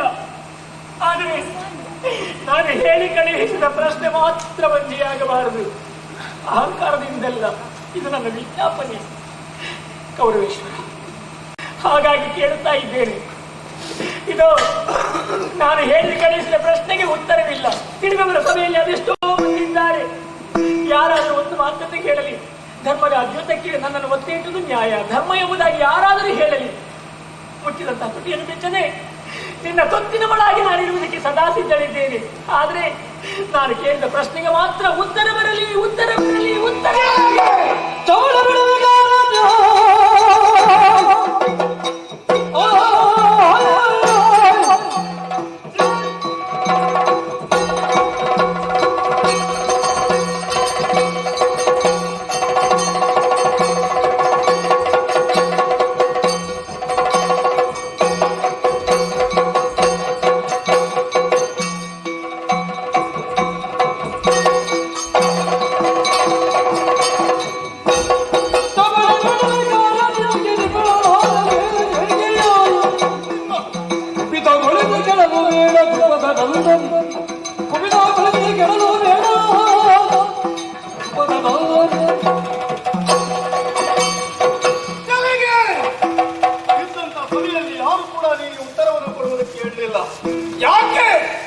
ಇವಳ ಕೈಯನ್ನು ನೋಡಿ ತುಟಿ ಬಿತ್ತಲಿಲ್ಲ ಯಾಕೆ? ಉತ್ತರವನ್ನು ಕೊಡುವುದಕ್ಕಾಗಿ ನಾನು ಬಂದಿದ್ದೇನೆ. ಇಗೋ ನನ್ನಲ್ಲಿ ಕೇಳುವ ಉತ್ತರ. ಹೌದೇನೆ? 5 ಜನಗಳ ಮಡದಿ ನೀನು ಈ ಹೊತ್ತಿನಲ್ಲಿ ಉತ್ತರವನ್ನು ಕೇಳುತ್ತಾ ಇದ್ದಿ. ನಿನಗೆ ಅದು ಸಾಕಾಗುವುದಿಲ್ಲವೇ? 5ಆದವಳಿಗೆ 6 ಏನು, 6ಆದವಳಿಗೆ 100 ಏನು? ನೀನೊಬ್ಬಳು ದಿವಸಕ್ಕೆ ಒಬ್ಬಳನ್ನು ಸಿಕ್ಕಿಸುವಂತ ಒಬ್ಬಳು ಚಾರಿಣಿ.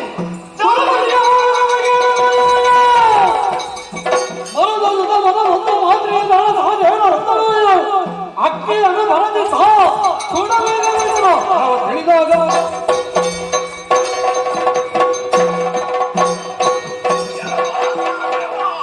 ಏನು ಮಾತನ್ನು ನಾವು ಕೇಳ್ತಿದ್ದೇವೆ?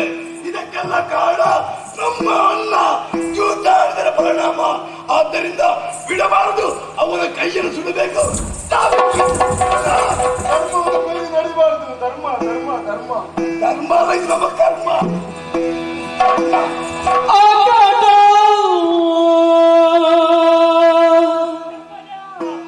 ಧರ್ಮಜ ಭೀಮಾ ಫಲಗುಣ ನಕುಲ ತಗದೇ ಬರಿರ.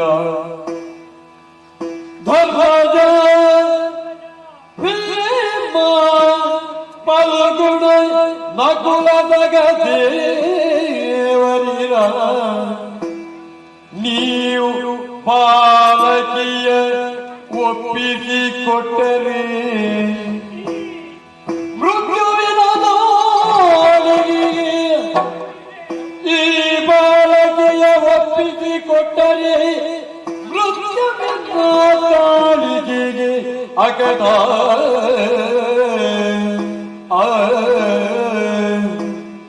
ಅಗದ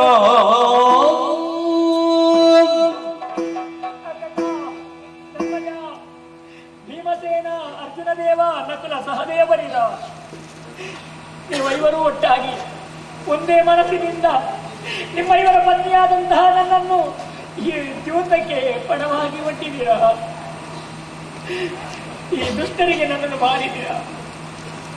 ನಾನೇನು ಭೋಗ ಪತ್ನಿ, ನಾನೇನು ಉಪಪತ್ನಿ, ಧರ್ಮಪತ್ನಿ, ಧರ್ಮಪತ್ನಿ. ಇದರ ಯೋಗ್ಯತೆ ನಿಮಗೆ ಅರ್ಥವಾಗದೆ ಹೋಯಿತಲ್ಲ ಧರ್ಮಜ. ಇದಕ್ಕಿಂತ ಬದಲಾಗಿ ಹಸಿದಿರುವಂತಹ ಮೃತ್ಯು ದೇವತೆಯ ಬಾಯಿಗೆ ನನ್ನನ್ನು ತುತ್ತಾಗಿ ಕೊಡಬಹುದಿತ್ತು. ಆ ಯಾತನೆಯನ್ನಾದರೂ ನಾನು ಸಹಿಸುತ್ತಿದ್ದೆ. ಈ ನರಕ ಯಾತನೆಯನ್ನು ನಾವು ಸಹಿಸಲಾರೆ. ಇದು ಧರ್ಮಜ, ನನ್ನ ತಂದೆಯಾದಂತಹ ತಿರುಮಲ ಮಹಾಶಯ ಒಂದು ಧಾರಾಧಿಕವಾಗಿ ನಿಮ್ಮ ಕೈಗಳಿಗೆ ಒಪ್ಪಿಸುವಾಗ ಹೇಳಿದಂತಹ ಮಾತನ್ನು ಮರೆತಿಲ್ಲ. ಇದು ಧರ್ಮಜ, ನನ್ನ ಏಕಮಾತ್ರ ಪುತ್ರಿ ಅರ್ಧ ಸೇನೆ ನನ್ನ ಕಣ್ಣನ್ನೇ ಕಿತ್ತು ನಿನ್ನ ಕೈಗಿಡುವಂತೆ, ನನ್ನ ಕರುಳನ್ನೇ ಕಿತ್ತು ನಿನ್ನ ಕೈಗೊಪ್ಪಿಸುವಂತೆ ನನ್ನ ಮಗಳನ್ನೇ ಒಪ್ಪಿಸುತ್ತಾ ಇದ್ದೇನೆ. ಇವಳನ್ನು ಧರ್ಮದಲ್ಲಿ, ಅರ್ಥದಲ್ಲಿ, ಕಾಮದಲ್ಲಿ ಕೈ ಹಿಡಿದು ಕಾಪಾಡಿ ಎಂದು ಹೇಳಿದಂತಹ ಮಾತನ್ನು ಮರೆತೀರ. ಇದೇನು ಧರ್ಮವೇ? ಇದೇನು ರಕ್ತವೇ? ಇದೇನು ಕಾಮವೇ? ಕೊನೆಯದಾದಂತಹ ಮೋಕ್ಷವಾದರೆ ಇದರಿಂದ ಸಿದ್ಧಿಸುವುದಕ್ಕೆ ಸಾಧ್ಯವಿದೆಯೇ? ಧರ್ಮ, ಅರ್ಥ, ಕಾಮ, ಮೋಕ್ಷಗಳೆಂಬ ಪುರುಷಾರ್ಥಗಳಲ್ಲಿ ಒಂದು ಅಲ್ಲದಂತಹ ಈ ದ್ಯೋತ, ಇದು ಸೊಕ್ಕಿನಾಟ ಎಂಬುದರಲ್ಲಿ ಯಾವ ಸಂದೇಹವೂ ಇಲ್ಲ. ಇದಕ್ಕೆ ನನ್ನನ್ನು ಮಾರಿದ್ದೀರಾ, ನನ್ನನ್ನು ಬಲಿಯಾಗಿ ಕೊಟ್ಟಿರಾ. ಈಗ ನೆಲನೋಟಕರಾಗಿ ಸುಮ್ಮನೆ ಕುಳಿತಿದ್ದೀರಾ. ಯಾಕೆ ಸುಮ್ಮನಿದ್ದೀರಾ? ನಾನು ಕೇಳಿದಂತಹ ಪ್ರಶ್ನೆಗೆ ಉತ್ತರ ಕೊಡುವುದಕ್ಕೆ ನಿಮ್ಮಿಂದ ಸಾಧ್ಯ ಇಲ್ಲ. ಉತ್ತರ ಕೊಡುವುದು ಎಲ್ಲಿಂದ ಬಂತು? ಮಾತನಾಡುವಂತಹ ನೈತಿಕ ಹಕ್ಕನ್ನು ಕಳೆದುಕೊಂಡು ವಿಗ್ರಹದ ಉಪಾಧಿಯಲ್ಲಿ ಸಾಲ ಹಾಕಿ ಕುಳಿತಿದ್ದೀರಾ. ಹೇಳುವಂತಹ ಅಧಿಕಾರವನ್ನು, ಆ ಸೈನ್ಯವನ್ನೇ ಕಳೆದುಕೊಂಡವರು ನೀವು. ಅಯ್ಯೋ ನನ್ನ ಪ್ರಾರಬ್ಧ. ಆದ್ರೆ ಏನು ಮಾಡೋಣ? ನಿಮಗೆ ಹೇಳುವುದಕ್ಕೆ ಸಾಧ್ಯವಿಲ್ಲ ಇದ್ರೆ ಏನಂತೆ? ಈ ಸಭೆಯಲ್ಲಿ ತಿಳಿದವರಿಲ್ಲವೇ?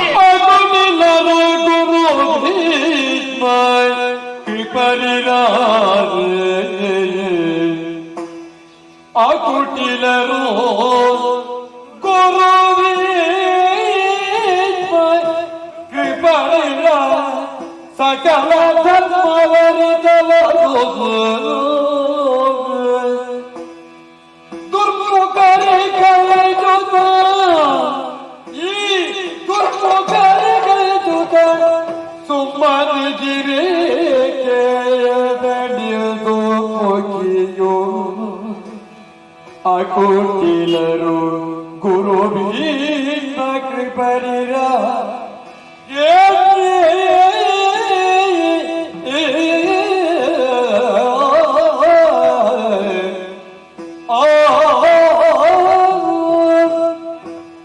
ವಿಶಾಲವಾದಂತಹ ಹಸ್ತಿನಾವತಿಯ ಧರ್ಮಸಭೆ, ದೇವೇಂದ್ರನ ಸಭೆಗೆ ಮಿಗಿಲೆನಿಸುವಂತಹ ಸಭೆ.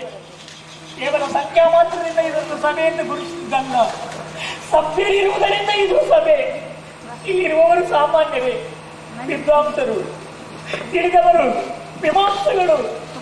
ಇಂತಹ ಸಭೆಯಲ್ಲಿ ಅದೆಷ್ಟೋ ಮಂದಿ ಇದ್ರು. ಯಾಕೆ ನಾನು ಕೇಳಿದಂತಹ ಪ್ರಶ್ನೆಗೆ ಉತ್ತರವನ್ನು ಕೊಡ್ತೀನಿ, ನೆಲನೋಟಕರಾಗಿ ಕೂತಿದ್ದೀರಾ? ಒಬ್ಬರಿಗಿಂತ ಒಬ್ಬರು ಯೋಗ್ಯತೆಯಲ್ಲಿ ಮಿಕ್ಕಿನವರು. ಇದೋ ಈ ಭಾಗದಲ್ಲಿ ಕುಳಿತಿರುವವರು ಆಚಾರ್ಯ ಭೀಷ್ಮರು, ಗುರುಕುಲ ಪಿತಾಮಹ ಎಂಬಂತಹ ನೆಗಳತೆಯನ್ನು ಪಡೆದಂತಹ ಪುಣ್ಯಾತ್ಮ. ಚಂದ್ರವಂಶದ ಏಳಿಗೆಗಾಗಿ, ಗುರು ಪಾಂಡವರ ಏಳಿಗೆಯಾಗಿ ತನ್ನ ಜೀವನವನ್ನೇ ಮುಡಿಪಾಗಿಟ್ಟಂತಹ ಮಹಾನುಭಾವರು, ಅಮರ ಗಂಗಾ ಭವಾನಿಯ ಸುಪುತ್ರರು ತಾವು.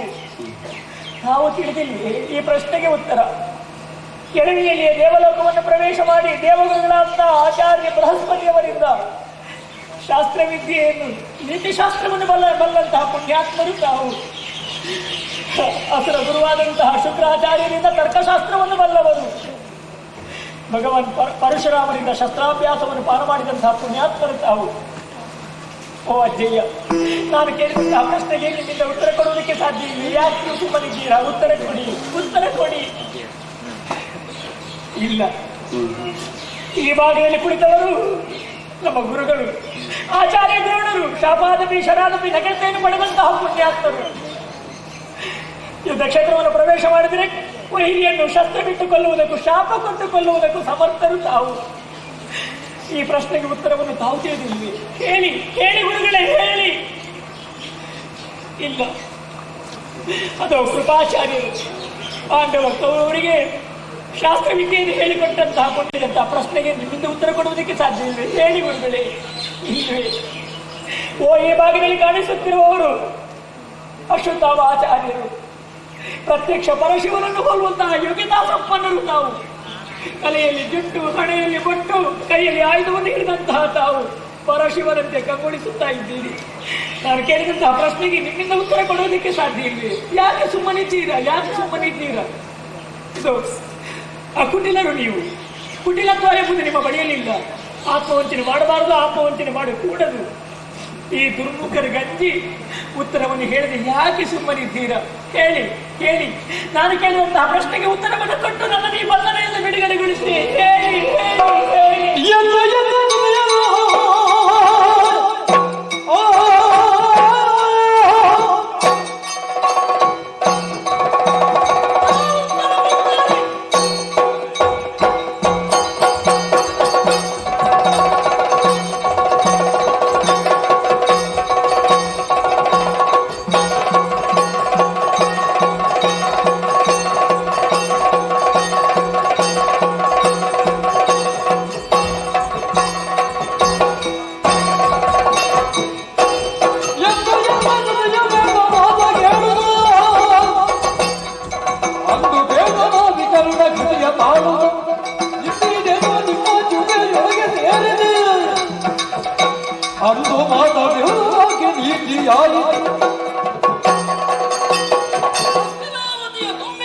ಮಹಾಸಭೆ, ಈ ಸಭೆಯಲ್ಲಿ ಈ ದ್ರೌಪದಿ ಕೇಳುವಂತಹ ಪ್ರಶ್ನೆಗೆ ಉತ್ತರವನ್ನು ಕೊಡುವುದಕ್ಕೆ ಯಾರೂ ಮುಂದಾಗಲಿಲ್ಲ. ಎಲ್ಲರೂ ಕಣ್ಣಿದ್ದು ಕುರುಡರಾಗಿದ್ದಾರೆ, ಕಿವಿದ್ದು ಕಿವುಡರಾಗಿದ್ದಾರೆ, ಬಾಯಿದ್ದು ಮೂಕರಾಗಿದ್ದಾರೆ. ಆದ್ರೆ ಈ ಸಭೆಯನ್ನೊಮ್ಮೆ ಸರಿಯಾಗಿ ನೋಡುವುದು ಇಲ್ಲಿರುವವರು ಸಾಮಾನ್ಯರೇ.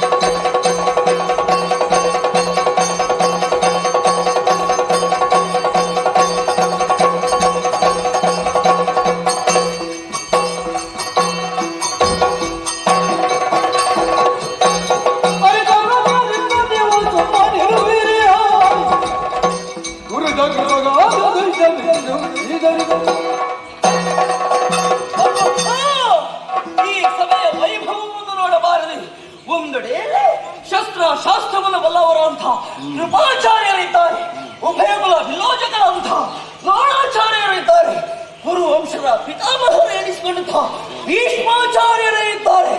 ಇವರೆಲ್ಲ ಇದ್ದು ಸುಮ್ಮನಿದ್ದಾರೆ ಯಾಕೆ? ಈಗ ನನಗೆ ಗೊತ್ತಾಯ್ತು, ನನ್ನ ಅಣ್ಣನ ಋಣಕ್ಕೆ ಬಿದ್ದು ಬಾಯಿದ್ದು ಮಾತಾಡದೆ ಸುಮ್ಮನಾಗಿದ್ದಾರೆ. ಆದ್ರೆ ನನಗೆ ಯಾರ ಋಣ ಬಾಧೆಯೇ ಇಲ್ಲ. ಈ ದ್ರೌಪದಿ ಕೇಳಿದಂತಹ ಪ್ರಶ್ನೆಗೆ ಉತ್ತರವನ್ನು ನಾನು ಕೊಡ್ತೇನೆ. ಈ ಧರ್ಮಜ ಯೂತರಲ್ಲಿ ತನ್ನನ್ನು ತಾನು ಸೋತ ಮೇಲೆ ಯಾವುದೇ ವಸ್ತುವನ್ನಾಗಲಿ ಯಾವುದೇ ವ್ಯಕ್ತಿಯ ಮೇಲೆ ನೈತಿಕವಾದ ಹಕ್ಕು ಒತ್ತಿಡುವುದಕ್ಕೆ ಇಲ್ಲ. ಆದುದರಿಂದ ಈತ ಯೂತದಲ್ಲಿ ತನ್ನನ್ನು ತಾನು ಸೋತು ಈ ದ್ರೌಪದಿಯನ್ನು ಒತ್ತಿಟ್ಟದ್ದು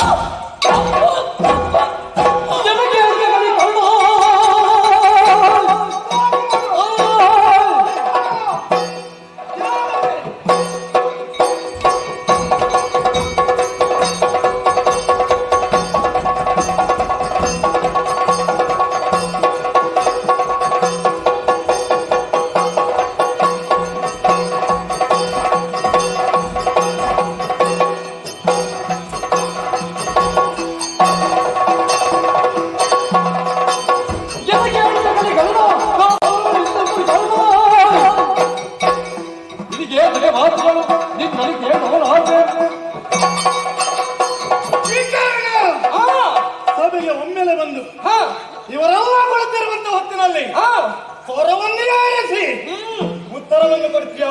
ಓಡಿತು ನನ್ನಿಂದ ಪ್ರಶ್ನೆ ಏನನ್ನೋದು? ಹೌದೇನು? ಏನು? ಇಲ್ಲಿ ಕುಳಿತವರು ಯಾರು ಅಂತ ಆಲೋಚನೆ ಮಾಡು. ಗೊತ್ತುಂಟು. ಇಲ್ಲಿ ಆಡಿದಂತ ಪ್ರತಿಯೊಂದು ಮಾತಿಗೂ ಕೂಡ ಕೈ ಚಪ್ಪಾಲೆಯನ್ನು ಹಾಕುತ್ತಾ ತಲೆ ತೂಗುತ್ತಾ ಇದ್ದಾರೆ. ಅವರಂತೆ ನಾನೆಲ್ಲ ಇಲ್ಲಿ ನಿನ್ನಷ್ಟು ಕೆಳಗಿನವರವರಲ್ಲ. ಹೌದೇನು? ಅವರಿಗೆ ಹೆದರಿಕೆ ಉಂಟು, ನನಗೆ ಹೆದರಿಕೆ ಇಲ್ಲ. ದ್ರೋಣಾಚಾರ್ಯರು ಬಿಡು, ಭೀಷ್ಮ ಅಜ್ಜಯ್ಯ ಎಷ್ಟೆಷ್ಟು ತಿಳಿದ ವಿದ್ಯಾಂತರು ಪ್ರಾಜ್ಞರು ಅವರಿಗೆ ಮಾತಾಡುವುದಕ್ಕೆ ಬರುವುದಿಲ್ಲವೇ? ಅವರಿಗೆ ಋಣ ಉಂಟು, ಅವರಿಗೆ ಖಂಡಿಸುವುದಕ್ಕೆ ಆಗುವುದಿಲ್ಲವೇ? ಆದ್ರೂ ಕೂಡ ಸುಮ್ಮನಾಗಿದ್ದಾರೆ. ಹೌದೇನೋ? ಏನು? ನೀನು ಯಾವ ಯಾವ ರಾಶಿಗೆ ಎಲ್ಲೆಲ್ಲಿ ಹಾಡ್ತಿ ಅಂತ ಗೊತ್ತಾಗುದಿಲ್ಲ. ನನ್ನನ್ನು ಕೇಳುವುದಕ್ಕೆ ನೀನು ಯಾರು ಅಂತ ಹೇಳುದು? ಕರ್ಣ, ಅರುಣ, ನಿನ್ನನ್ನೆಷ್ಟು ಬಿಟ್ಟದ್ದು ಯಾಕೆ ಗೊತ್ತುಂಟ? ಯಾಕೆ? ನಿನಗೆ ಮರ್ಯಾದೆ ಕೊಟ್ಟಲ್ಲ. ನೀನು ಹೇಳಿದ್ರೆ ಕೇಳುವವ ನಾನಲ್ಲ. ಹೌದೇನೋ? ಅದು ಏನು? ಅಲ್ಲಿ ಕುಳಿತಿದ್ದಾನಲ್ಲ ಅವ ಆಡಿಸೋ ನಮ್ಮನ್ನೆಲ್ಲ ಕೇಳ. ಅವನ ಒಪ್ಪಂದವನ್ನು ಉಂಡಿದ್ದೇವೆ, ಅದಕ್ಕಾಗಿ ಅವನ ತಮ್ಮನಾಗಿ ನೀಡಿದ್ದೀಯ. ಆ ಕಾರಣದಿಂದ ನಿನಗೆ ಬಿಟ್ಟಿದ್ದೇನೆ. ಒಂದ ತಕ್ಷಣ ನಿನ್ನ ಮಾತನ್ನು ಕೇಳಿದ ಅಕ್ಷರ ನಿನ್ನ ತವಡೆಗೆ ಬಾರಿಸಿ ಕರ್ಣ, ಸರಿಯಾದ ವಿಚಾರವನ್ನು ನಾನು ತಿಳಿಸುತ್ತೇನೆ. ನನ್ನ ಕಣ್ಣ ಮುಂದೆ ಇಂತಹ ಅನ್ಯಾಯ ನಡೆದು ಹೋದ್ರೆ ಅದು ಸಹಿಸುವುದಕ್ಕೆ ನನ್ನ ಸಾಧ್ಯವಿಲ್ಲ. ಇದ್ದದನ್ನು ಇದ್ದ ಹಾಗೆ ಹೇಳಿದ್ದೇನೆ. ತಪ್ಪು ತಪ್ಪು ತಪ್ಪು. ಬಿಡುವಾಗ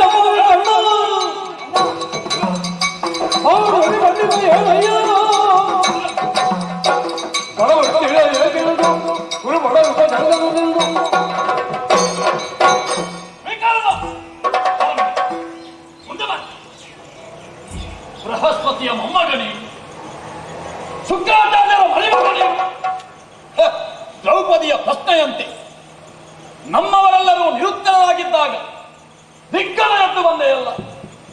ನಮ್ಮ ಪಕ್ಷದವರಲ್ಲೂ ಕೂಡ ಮಾತಿಗೆ ಅವಕಾಶವನ್ನು ಕೊಡ್ಲಿಲ್ಲ ಕೌರವ ಎನ್ನುವ ಆಕ್ಷೇಪ ಬೇಡ ಅಂತ ನಮಗೆ ಪೂರಕವಾಗಿ ಏನಾದ್ರೂ ಹೇಳುತ್ತಾನು ಅಂತ ಹೇಳಿ ನಾನು ಸಹಿಸಿದ್ದು.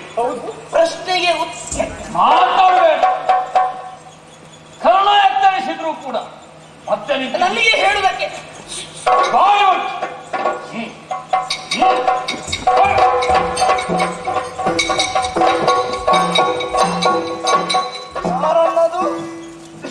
ವಿಕರ್ಣ ಏನಂತ ಅವನಿಗೆ ಪ್ರಶ್ನೆಗೆ ಉತ್ತರ ಹೇಳ್ತಾನಂತೆ.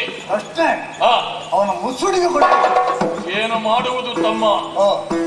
ಅಪ್ಪನ ಮುಖ ನೋಡಿ ಬಿಟ್ಟದ್ದು. ನಾನಿದ್ದೇನಲ್ಲ, ಏನಾಗ್ತದೆ ಇದೆಯಾ ನೋಡಲ್ಲ. ಪಾಂಡವರು ನಿರ್ಭಾಗ್ಯರ ಇಂತಹ ಸ್ಥಿತಿಯಲ್ಲಿ ಅವರಿದ್ದಾರೆ. ಏನಾಗ್ಬೇಕು? ಇನ್ನೂ ಆಗಬೇಕು. ಎಲ್ಲವನ್ನೂ ಸೋತಿದ್ದಾರೆ. ಸೋತ ಮೇಲೆ ಅದು ಯಾರಿಗೆ ಸೇರಬೇಕು? ಅನಗತ್ಯ ಅಲ್ವೇ? ನಮಗೆ ಕಳಚಲು.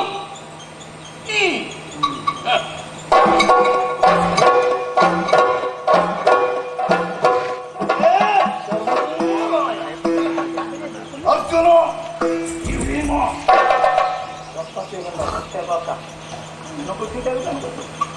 ಯಮಳರು ಒಟ್ಟಿನಲ್ಲಿ ಪಾಂಡವರು. ಅಣ್ಣನ ಆಜ್ಞೆ ಆಗಿದೆ, ಎಲ್ಲವನ್ನೂ ಸ್ವಲ್ಪ ನಿಮಗೆ ಈ ಹಾರ ಕೇಯೂರಾದಿಗಳ ಅಗತ್ಯವಾದರೆ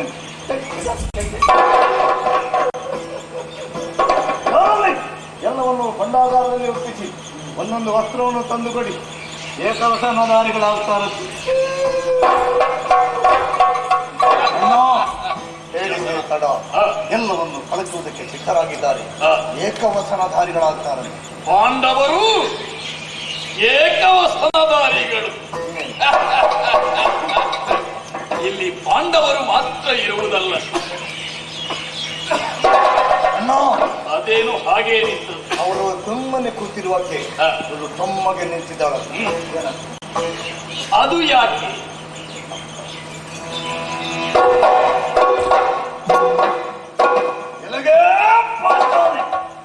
ನೋಡಲಿ, ನಿನ್ನ ಪತಿಗಳ ಇವರು ನಮ್ಮಣ್ಣನ ಅಜ್ಜಿಯನ್ನು ಮೀರುವುದಕ್ಕೆ ಸಮರ್ಥರಾಗಿ ಸೇವಕರಿಗೊಪ್ಪುವ ಸ್ಥಿತಿಯಲ್ಲಿ ಎಲ್ಲವನ್ನೂ ಕಳಿಸುವುದಕ್ಕೆ ಸಿದ್ಧರಾಗಿದ್ದಾರೆ. ಗಂಡಂದಿರಿಗಿಲ್ಲದ ಕೋಟೆ ಹೆಂಡತಿಗೆ ಏಕೆ? ಅಣ್ಣನ ಆಜ್ಞೆ ಆಗಿದೆ, ಕಳುಚುವ ಸನಾಭರಣ.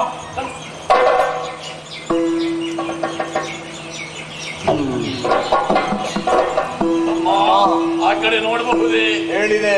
ಏನಂತೆ? ಹಾಗಿದ್ರೆ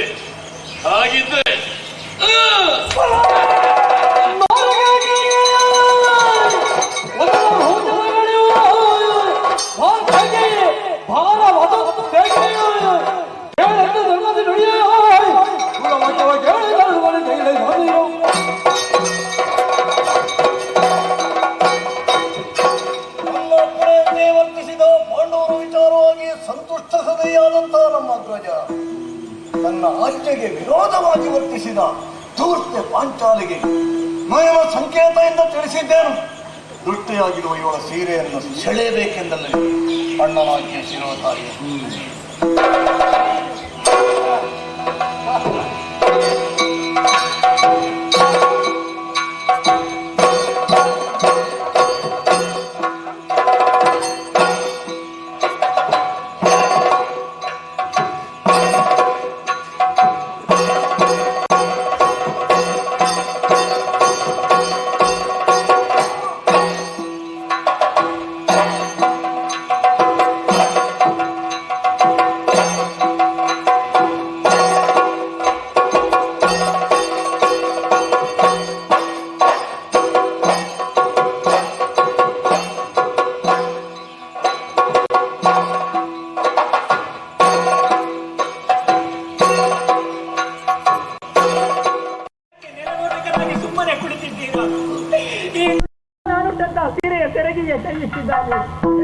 ಈಗಲೂ ಇನ್ನರೆಗಳಿಗೆ ಇಲ್ಲೂ ನಾನು ಕಂಡ ಸೀರೆಯನ್ನು ಕೆಳಗೆ ತುಂಬಿದ ಸಭೆಯಲ್ಲಿ ನಗ್ನಾವಸ್ಥೆಗೆ ನನ್ನನ್ನು ಗುರಿಪಡಿಸ್ತಾನೆ ಎಂಬುದರಲ್ಲಿ ಯಾವ ಸಂದೇಹವಿಲ್ಲ.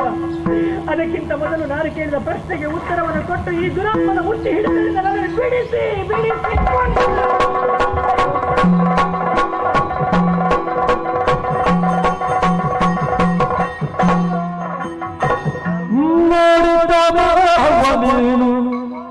ನಿನ್ನ ಯಮಗ ಮಾಡುವ ಅನ್ಯಾಯ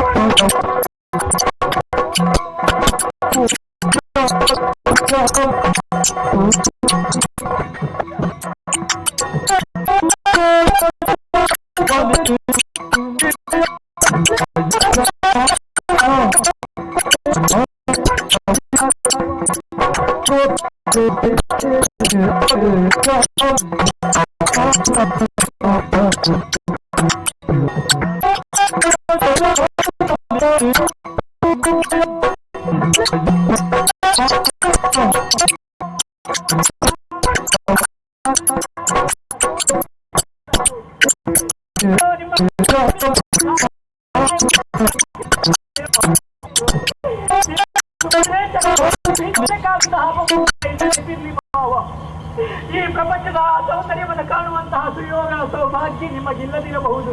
ಆದರೆ ನಿಮ್ಮ ಮಕ್ಕಳು ಮಾಡುವಂತಹ ಅನ್ಯಾಯ ಇದರಲ್ಲಿ ಸಿಕ್ಕಿ ತತ್ತರಿಸಿರುವಂತಹ ನನ್ನ ಮಾತುಗಳಾದರೂ ನಿಮ್ಮ ಕಿವಿಗಳಿಗೆ ಕೇಳಿಸುತ್ತಾ ಇವೆಯಲ್ಲ. ನಿಮ್ಮ ಮಕ್ಕಳು ಅನ್ಯಾಯವನ್ನು ಮಾಡ್ತಾ ಇದ್ದಾರೆ. ತುಂಬಿದ ಸಭೆಯಲ್ಲಿ ಅನ್ಯಾಯವನ್ನು ಎಸಗುತ್ತಾ ಇದ್ದಾರೆ. ಕೇವಲ ಒಂದು ಮಾತಿನಿಂದ ಆಗುವಂತಹ ಅನಾಹುತವನ್ನು ತಪ್ಪಿಸುವಂತಹ ಯೋಗ್ಯತಾ ಸಂಪನ್ನರು ತಾವು. ಮಾವ, ಸಂಬಂಧದಲ್ಲಿ ನೀವು ನನಗೆ ಮಾವನಾಗಿರಬಹುದು, ಆದರೆ ಅಧಿಕಾರದಲ್ಲಿ ಚಕ್ರವರ್ತಿ ನೀವು, ಚಕ್ರವರ್ತಿ. ಇದು ನಿಮ್ಮ ಮಗ ಮಾಡುವಂತಹ ಅನ್ಯಾಯವನ್ನು ನಿಲ್ಲಿಸಿ, ಅವರ ಬಂಧನದಿಂದ ಬಿಡಿಸಿ, ಅವರ ಕಪಿಪುಷ್ಟಿಯಿಂದ ನನ್ನನ್ನು ಬಿಡಿಸಿ.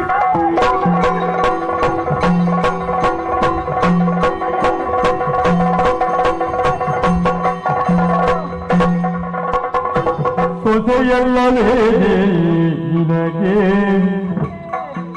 ಗಾಂಧಾರಿದೆ,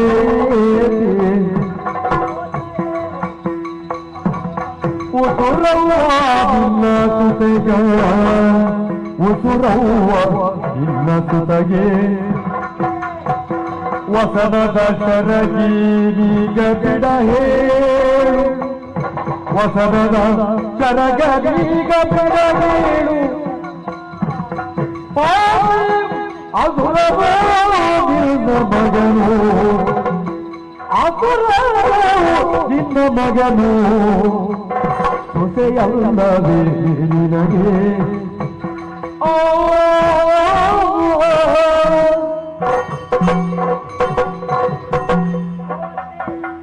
ಗಾಂಧಾರಿ ದೇವಿ, ಯಾಕಮ್ಮ ಸುಮ್ಮನಿದ್ದೀರಾ? ಸಂಬಂಧದಲ್ಲಿ ನೀವು ಅತ್ತೆ, ನನಗೆ ತಾಯಿಗೆ ಸಮಾನ. ನಾನು ನಿಮ್ಮ ಸೊಸೆ, ನಿಮ್ಮ ಮಗಳಿಗೆ ಸಮಾನ. 101 ಮಕ್ಕಳನ್ನು ಹಡೆದಿದ್ದೀರಾ. ಕೊನೆಯವಳಾದಂತಹ ನಿಮ್ಮ ಮಗಳು ದುಶ್ಯನ ಬೇರೆ ಅಲ್ಲ, ನಾನು ಬೇರೆ ಅಲ್ಲ. ಹೆಣ್ಣಿನ ಮಾನದ ಬೆಲೆ ಏನೆಂಬುದನ್ನು ಹೆಣ್ಣಾದವಳು ಅರ್ಥವಿಸಿಕೊಡ್ತಾಳೆ, ಹೊರತು ಬೇರೆ ಯಾರು ತಿಳಿಸಲಿಕ್ಕೂ ಸಾಧ್ಯವಿಲ್ಲ. ಅಮ್ಮ, ಪರಮ ಪತಿವ್ರತ ಶಿರೋಮಣಿ ತಾವು. ಗಂಡನಿಗಿಲ್ಲದಂತಹ ಸೌಭಾಗ್ಯ ನನಗೂ ಬೇಡ ಎಂಬುದಾಗಿ ಕಾಣುವಂತಹ ಕಣ್ಣಿಗೆ ಬಟ್ಟೆಯನ್ನು ಕಟ್ಟಿಕೊಂಡಂತಹ ಪರಮ ಸಾಧ್ಯವಣಿ ಅಮ್ಮ ನೀವು. ಇದು ನಿಮ್ಮ ಮಗ ಅನ್ಯಾಯ ಮಾಡುತ್ತಾ ಇದ್ದಾನೆ, ನಿಮ್ಮ ಮಕ್ಕಳು ಅನ್ಯಾಯ ಮಾಡುತ್ತಾ ಇದ್ದಾರೆ. ಇದನ್ನು ನೋಡಿಯೂ ಸುಮ್ಮನೆ ಯಾಕೆ ಕೊಡ್ತಿದ್ದೀರಾ? 101 ಮಕ್ಕಳನ್ನು ಹಡೆದಿದ್ದೀರಾ. ಆದರೆ ಇವನನ್ನು ನೀವು ಹಡೆಯಬಾರ್ದಿತ್ತು. ಇವ ನಿಮ್ಮ ಮಗನಾಗಿ ಹುಟ್ಟಬಾರ್ದಿತ್ತು. ಇವ ದುರಾತ್ಮ, ಇವ ದುಷ್ಟ.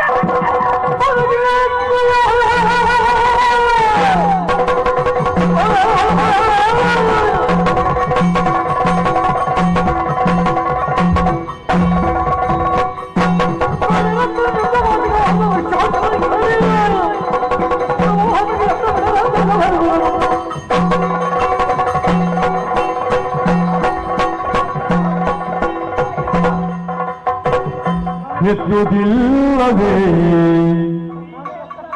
ನೀವೆಲ್ಲ ಎನ್ನಂತೆ ಇರುವ ಪುತ್ರಿಯರ ಕೇಳಿಕೊಳ್ಳ ಪೇಡಿಸಲ್ಲ, ಹುಟ್ಟದೆದೆಯಳು ಬಿದ್ದು ಹನಿಸಾರಬಹುದೇ, ಹುಟ್ಟದೆದೆಯಳು ಬಿದ್ದು ಹನಿಸಾರಬಹುದೇ, ಸತ್ಯವಿಲ್ಲದೆ ಹೋಗುವುದು ಎತ್ತುವುದಿಲ್ಲವೇ ಎನ್ನಂತೆ ಇರುವ ಪುತ್ರಿಯರ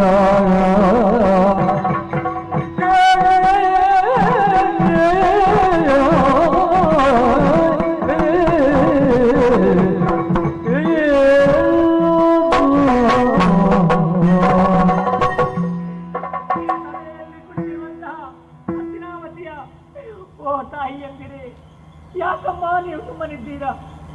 ನಿಮ್ಮ ಕಣ್ಮುಂಭಾಗದಲ್ಲಿ ಆಗುತ್ತಿರುವಂತಹ ಅನ್ಯಾಯವನ್ನು ನೋಡಿಕೊಂಡು ನೀವು ಸುಮ್ಮನಿದ್ದೀರಾ? ನಿಮ್ಮ ಕಣ್ಮುಂಭಾಗದಲ್ಲಿ ಆಗುವುದು ಹೆಣ್ಣಿಗಾಗುವಂತಹ ಅನ್ಯಾಯ ಎಂಬಂತಹ ಪ್ರಜ್ಞೆ ನಿಮಗಿದ್ದೀರಿ. ನನ್ನಂತಹ ಹೆಣ್ಣು ಮಗಳನ್ನು ಹೆತ್ತಂತಹ ಎಷ್ಟೋ ಮಂದಿ ತಾಯಂದಿರಿ ಸಭೆಯಲ್ಲಿದ್ದೀರಿ. ಯಾಕೆ ನಾನು ಕೇಳಿದ ಪ್ರಶ್ನೆಗೆ ಉತ್ತರವನ್ನು ಕೇಳಿ ಸುಮ್ಮನಿದ್ದೀರಾ? ಯಾಕೆ ಹೇಳಿ? ಇನ್ನು ನನಗಾಗುತ್ತಿರುವಂತಹ ಅನ್ಯಾಯ ನಾಳೆ ನಿಮಗಾಗುವಂತಹ ಅನ್ಯಾಯ. ಹಾವಿಗೆ ಹುತ್ತವೇ ಆಶ್ರಯ ಸ್ಥಾನವಾಗಿರ್ತದೆಯಂತೆ. ಹುತ್ತದ ಬಳಿಯಲ್ಲಿ ಬಿದ್ದು ಹಾವು ಸಾಯಬಾರದು. ಒಂದು ವೇಳೆ ಸತ್ತರೆ ಹಾವಿಗಲ್ಲ ಅಪಮಾನ, ಅದು ಹುತ್ತಕ್ಕೆ ಅಪಮಾನ. ಇಲ್ಲಿ ಆಗುತ್ತಿರುವಂತಹ ಅನ್ಯಾಯ ಅಪಚಾರ ಇದು ನನಗಲ್ಲ, ಪರೋಕ್ಷವಾಗಿ ನಿಮಗಾಗುತ್ತಿರುವಂತಹ ಅನ್ಯಾಯ. ಹಾಗಾಗಿ ಇದು ನಿರ್ಭೀತಿಯಿಂದ ಆಗುತ್ತಿರುವಂತಹ ಅನ್ಯಾಯವನ್ನು ಖಂಡಿಸಿ ಈ ದುರಾತ್ಮರಿಗೆ ಉತ್ತರವನ್ನು ಕೊಟ್ಟು ಹೆಣ್ಣಾದಂತಹ ನನ್ನ ಮಾನವನ್ನು ಉಳಿಸಿ ಉಳಿಸಿ ಉಳಿಸಿ ಉಳಿದವರು ಎದ್ದು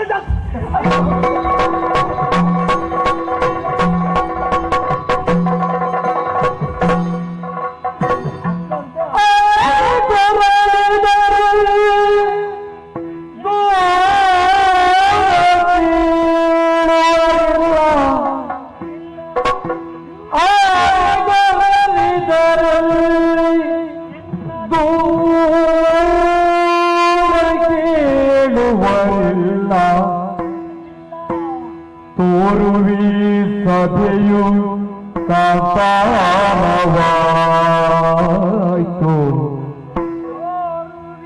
ಸಭೆಯು ಕಾಂತಾರವಾಯಿತು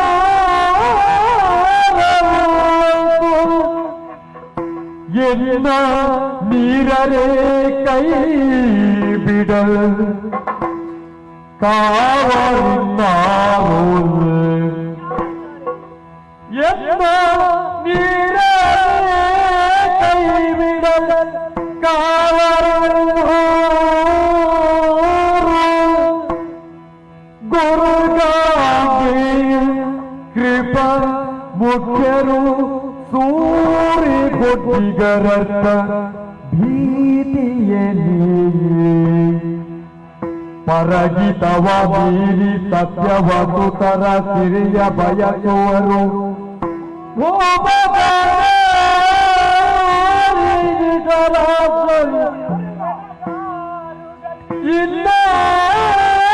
ಗವಿಯನಾಗಿ ಶ್ರೀಕೃಷ್ಣ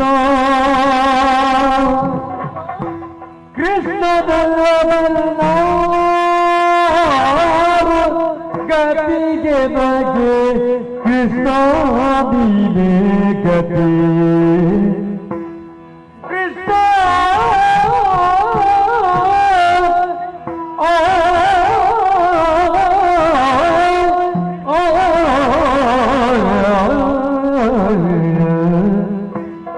ಶ್ರೀ ಕೃಷ್ಣ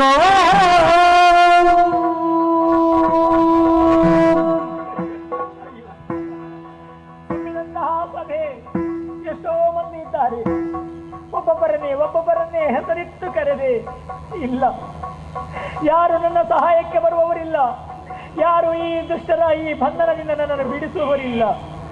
ಈ ಸಭೆ ನನ್ನ ಪಾಲಿಗೆ ಕಾನೂನೋಪಾದಿಯಲ್ಲಿ ವ್ಯರ್ಥವಾಯಿತು.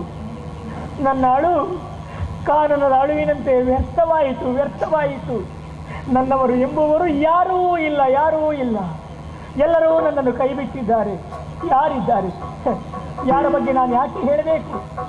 ಸಮರ್ಥರಾದಂತಹ ಬಲಿಷ್ಠರಾದಂತಹ ಗಣ್ಣಂದಿರ ಐವರು ನನಗೆ ನನ್ನ ಸುಯೋಗ ಸೌಭಾಗ್ಯ ಅಂತ ನಾನು ಭಾವಿಸಿಕೊಂಡಿದ್ದೆ. ಓರ್ವರತಿ ಗರುವಿಗಳು ಸಾಹಸಿಗಳು ಅಬ್ಬಾ. ಆದರೆ ಇಂದು ಸತಿಯಾದಂತಹ ನನ್ನ ಮಾನವನ್ನು ಉಳಿಸುವುದಕ್ಕೆ ಅಸಮರ್ಥರಾಗಿ ಮೇಲನೋಟಕರಾಗಿ ಕುಂಟೆಗಳೋಪಾದಿಯಲ್ಲಿ ಸಾಲಾಗಿ ಕುಳಿತಿದ್ದಾರೆ. ಕೈ ಹಿಡಿದಂತಹ ಗಂಡಂದಿರಿಗೆ ಬೇಡವಾದ ಮೇಲೆ ಇನ್ನು ನನ್ನನ್ನು ಸಲಹುವರು, ರಕ್ಷಣೆ ಮಾಡುವವರು ಈ ಪ್ರಪಂಚದಲ್ಲಿ ಯಾರಿದ್ದಾರೆ? ಇದ್ದಾರೆ. ಹಿಡಿದವರು ಗುರುಗಳು ಹಿರಿಯರಿದ್ದಾರೆ ಎಂಬುದಾಗಿ ಒಬ್ಬೊಬ್ಬರನ್ನೇ ಗೋಗೆರೆದು ಕಾಡಿದೆ, ಅತ್ತೆ ಬೇಡಿದೆ. ಯಾರೂ ಇಲ್ಲ. ಆಗುವಂತಹ ಅನಾಹುತವನ್ನು ತಡೆಯುವಂತಹ ಶಕ್ತಿ ಸಾಮರ್ಥ್ಯ ಚಕ್ರವರ್ತಿ ಸತಿಯರಿಗಿದ್ದದ್ದು.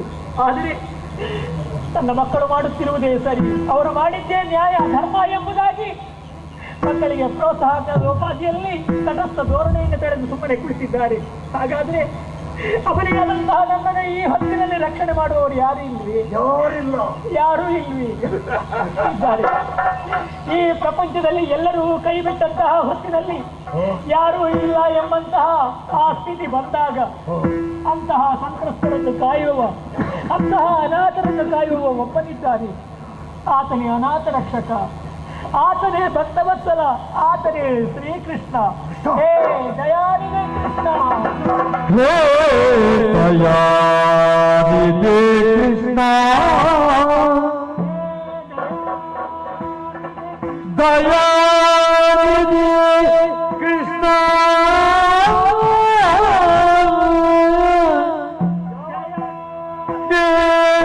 ತವ ಮೈದುನರ ಮರುಳಾಟ ತವ ಮೈದುನರ ಮರುಳಾಟದಿಲ್ಲದಲ್ಲಿ ಹೋಗುವುದಲ್ಲ ಅಭಿಮಾನ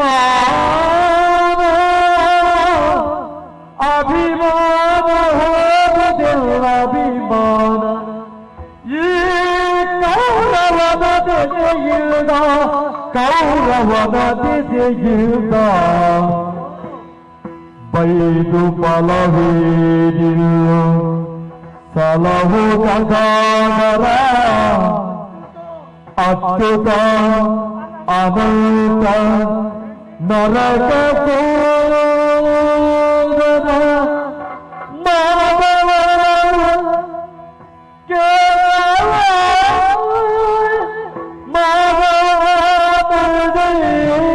ವಿಗ್ರಹ ದೀನ ಜನ ಬಲ್ಬು ಮಾಧವ ಕೇಶವ ದಯಾನಿಧಿ ಕೃಷ್ಣ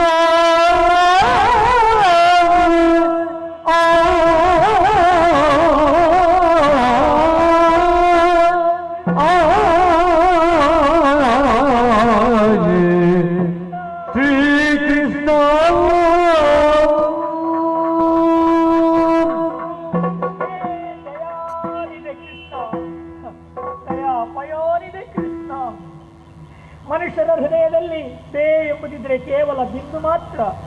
ಆದರೆ ನೀನು ಹಾಗಲ್ಲವಂತೆ ಸ್ವಾಮಿ.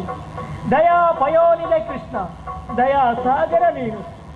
ಈ ಪ್ರಪಂಚದಲ್ಲಿ ಎಲ್ಲರೂ ಕೈಬಿಟ್ಟಂತಹ ಹೊತ್ತಿನಲ್ಲಿ ಆರ್ತರನ್ನು ರಕ್ಷಣೆ ಮಾಡುವುದಕ್ಕಾಗಿ, ಭೂಭಾರವನ್ನು ತಗ್ಗಿಸುವುದಕ್ಕಾಗಿ ಪ್ರಪಂಚ ಮುಖದಲ್ಲಿ ಅವತಾರಿಯಾಗಿ ಭೂಮಿಗಿಳಿದು ಬಂದಂತಹ ಭಗವಂತ, ಲೀಲಾಮಾನುಷ ವಿಗ್ರಹ, ಭಕ್ತವತ್ಸಲ, ದೀನ ಜನ ಬಂದು, ಓ ಕರುಣಾ ಸಿಂಧು, ಇದು ತುಂಬಿದಂತಹ ಸಭೆಯಲ್ಲಿ ಕಣ್ಣೀರಿಡಿಸಿ ಕಾಡಿ ಬೇಡಿದರು ನನ್ನ ಮೊರೆ ನಿನಗೆ ಕೇಳುತ್ತಾ ಇದ್ದೆ ಕೃಷ್ಣ. ತವ ಮೈದುನರ ಮರುಳಾಟದಿಂಪೋದುದೆನ್ನ ಅಭಿಮಾನ. ಹೆಣ್ಣಾದವಳು ತನ್ನ ಗಂಡಂದಿರ ದೂರನ್ನು ಅನ್ಯರಲ್ಲಿ ಹೇಳಬಾರದಂತೆ, ನಿನಗೇ ಮೊದಲೇ ಅತ್ತೆಯ ಮಕ್ಕಳು. ಹಾಗಾಗಿ ತವ ಮೈದುನರ ಮರುಳಾಟ, ನಿನ್ನ ಮೈದುನರಿಂದ ಈ ರೀತಿಯ ದುಸ್ಥಿತಿ ದುರ್ಗತಿ ನನ್ನ ಪಾಲಿಗೆ ಬಂದಿದೆ ಕೃಷ್ಣ. ಏನು ಮಾಡೋಣ? ನಿನ್ನತ್ತೆಯಾದಂತಹ ಕುಂತಿದೇವಿ ಹಳೆದಂತಹ ಪುತ್ರರತ್ಮರ ಇವರು ಕಾಲದೋಷದಿಂದಲೋ ಕರ್ಮದೋಷದಿಂದಲೋ ಕೆಸರಿನಲ್ಲಿ ಬಿದ್ದು ಒದ್ದಾಡುತ್ತಾ ಇವೆ ಕೃಷ್ಣ. ಯಾಕೆ? ಇದು ಕೃಪೆಯವರು ಕಾಪಾಡು ಕೃಷ್ಣ. ನೀನೆಲ್ಲ ಗಣ್ಯರಿಲ್ಲ, ನೀನೇ ಗತಿ, ನೀನೇ ಮತಿ ಎಂಬುದಾಗಿ ನಿನ್ನನ್ನೇ ಮೊರೆ ಹೊಕ್ಕಿದ್ದೇನೆ ಕೃಷ್ಣ. ಅನಾಥ ರಕ್ಷಕ, ಹೇ ಮಾಧವ, ಕೇಶವ, ಅನಂತ, ಋಷಿಕೇಶ, ದಾಮೋದರ, ಧೀರ ಜನ ಬಂದು ಕರುಣೆಯನ್ನು ತೋರು, ಕರುಣೆಯನ್ನು ತೋರು. ಗೋವಿಂದ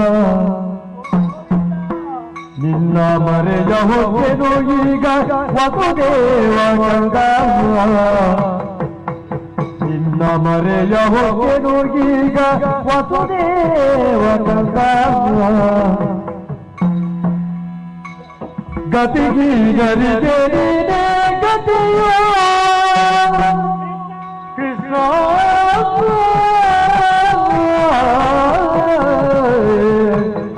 ಗತಿಗೀಗರಿಗೆ ನೀನೇ ಗತಿಯೋ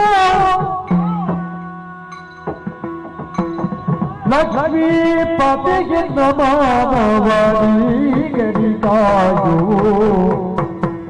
ಲಕ್ಷ್ಮೀಪತಿಗಿಲ್ಲ ಮಾನವನಿಗರಿಗಾಯೋ.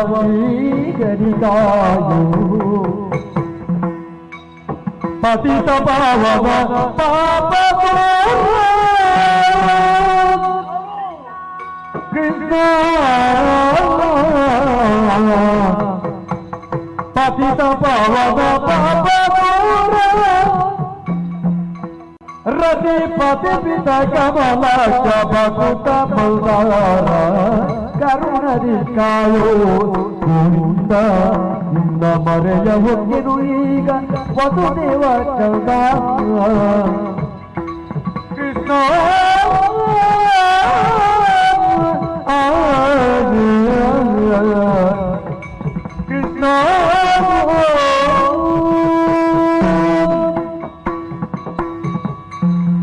ಕೃಷ್ಣ ಅಚ್ಯುತ ಗೋವಿಂದ ಅನಂತ, ಹೇ ಗೋಪಾಲ ಕೃಷ್ಣ. ಸಾಮಾನ್ಯರು ನಿನ್ನನ್ನು ಗೋಪಾಲ ಎಂದರೆ ಗೋವುಗಳನ್ನು ಕಾಯುವ ಎಂಬಂತಹ ಅರ್ಥದಲ್ಲಿ ತಿಳಿದುಕೊಂಡ್ರೆ, ಆದರೆ ತಿಳಿದವರು ಹಾಗಲ್ಲ ಸ್ವಾಮಿ. ಗೋ ಎಂದರೆ ಭೂಮಿ, ಪಾಲ ಎಂದರೆ ರಕ್ಷಿಸುವ ಎಂಬಂತಹ ಅರ್ಥದಲ್ಲಿ ಗೋಪಾಲ ಗೋವಿಂದ ಎಂಬುದಾಗಿ ನಿನ್ನನ್ನು ಕರೆದಿದ್ದಾರೆ. ಹೇ ಭಕ್ತವತ್ಸಲ, ತುಂಬಿದಂತಹ ಸಭೆಯಲ್ಲಿ ನನಗಾಗುತ್ತಿರುವಂತಹ ಅನ್ಯಾಯ, ನನ್ನನ್ನು ರಕ್ಷಣೆ ಮಾಡುವವರು ಯಾರೂ ಇಲ್ಲ ಎಂಬಂತಹ ಸ್ಥಿತಿ ನಿರ್ಮಾಣವಾದಾಗ ಅನ್ಯ ಮಾರ್ಗವಿಲ್ಲದೆ ನಿನ್ನನ್ನು ಮೊರೆ ಹೊಕ್ಕಿದ್ದೇನೆ ಕೃಷ್ಣ. ಅನಾಥ ರಕ್ಷಕ, ಯಾಕೆ ಸುಮ್ಮನಿದ್ದೀಯ? ನನ್ನ ಕಣ್ಣೀರು ನಿನಗೆ ಕಾಣಿಸದೇ ಹೋಯಿತೆ, ನನ್ನ ಕೂಗು ನಿನಗೆ ಕೇಳಿಸದೇ ಹೋಯಿತೆ.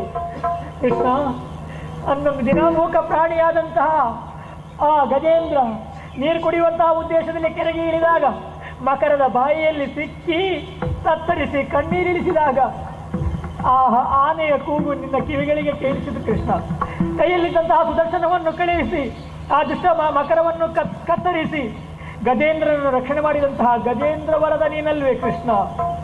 ನಿನ್ನನ್ನು ಪರೀಕ್ಷೆ ಮಾಡುವುದಕ್ಕಾಗಿ ದೇವೇಂದ್ರ ನಂದಗೋಕುಲದಲ್ಲಿ ಮುಸಲ ಧಾರೆಯಂತೆ ವರ್ಷಧಾರೆಯನ್ನು ಸುರಿಸಿದಾಗ ಗೋವುಗಳು ಗೋಪಾಲಕರು ಆ ಸ್ಥಿತಿಯಲ್ಲಿ ನಿನ್ನನ್ನೇ ಭಕ್ತಿಯಿಂದ ಪ್ರಾರ್ಥಿಸಿ ಕೈ ಮುಗಿದು ಕೇಳಿದಾಗ ಗೋವರ್ಧನ ಗಿರಿಯನ್ನು ಕಿರಿ ಬೆರಳಿನಿಂದ ಎತ್ತಿ ಗೋವುಗಳನ್ನು ಗೋಪಾಲಕರನ್ನು ರಕ್ಷಣೆ ಮಾಡಿದಂತಹ ಭಕ್ತವತ್ಸಲ ನೀನು. ಹಾಗಾದರೆ ಈ ಹೆಣ್ಣಿನ ಆರ್ತ ಧ್ವನಿ ನಿನಗೆ ಕೇಳಿಸದೆ ಹೋಯಿತೆ ಕೃಷ್ಣ. ನಿನ್ನ ಕೃಪೆ ನನಗಾಗದೆ ಹೋಯಿತೆ. ಯಾರಿದ್ದಾರೆ? ನೀನಲ್ಲ, ಧನ್ಯರಿಲ್ಲ. ನೀನೇ ಗತಿ, ನೀನೇ ಮತಿ, ನೀನೇ ಎಂಬುದಾಗಿ ನಂಬಿದ್ದೇನೆ ಕೃಷ್ಣ. ನೀನು ಅನ್ಯನಲ್ಲ, ನೀನು ಅನ್ಯನಲ್ಲ.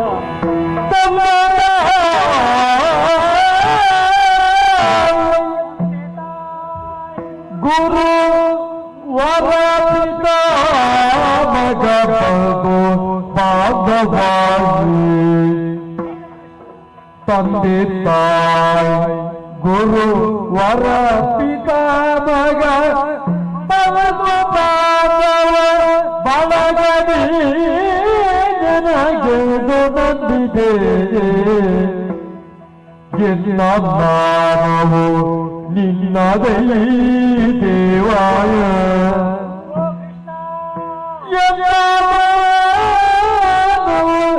ನಿನ್ನದೈ ದೇವಾಯ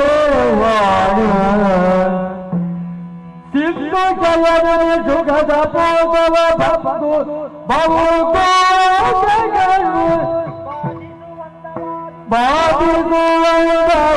ಬಾದುಗುವಂದವಾದುದು ಬಾರದೆ ಕೈ ಕೃಪೆ ಕೃಷ್ಣ ಕೃಪೆ ನಿನಗೆ ತಂದೆ ತಾಯಿ ಗುರು ವರ ಪಿತಾ ಮಗ ಬಂಧು ಬಾಂಧವನಿಗೂ ಕೃಷ್ಣ ಕೃಷ್ಣ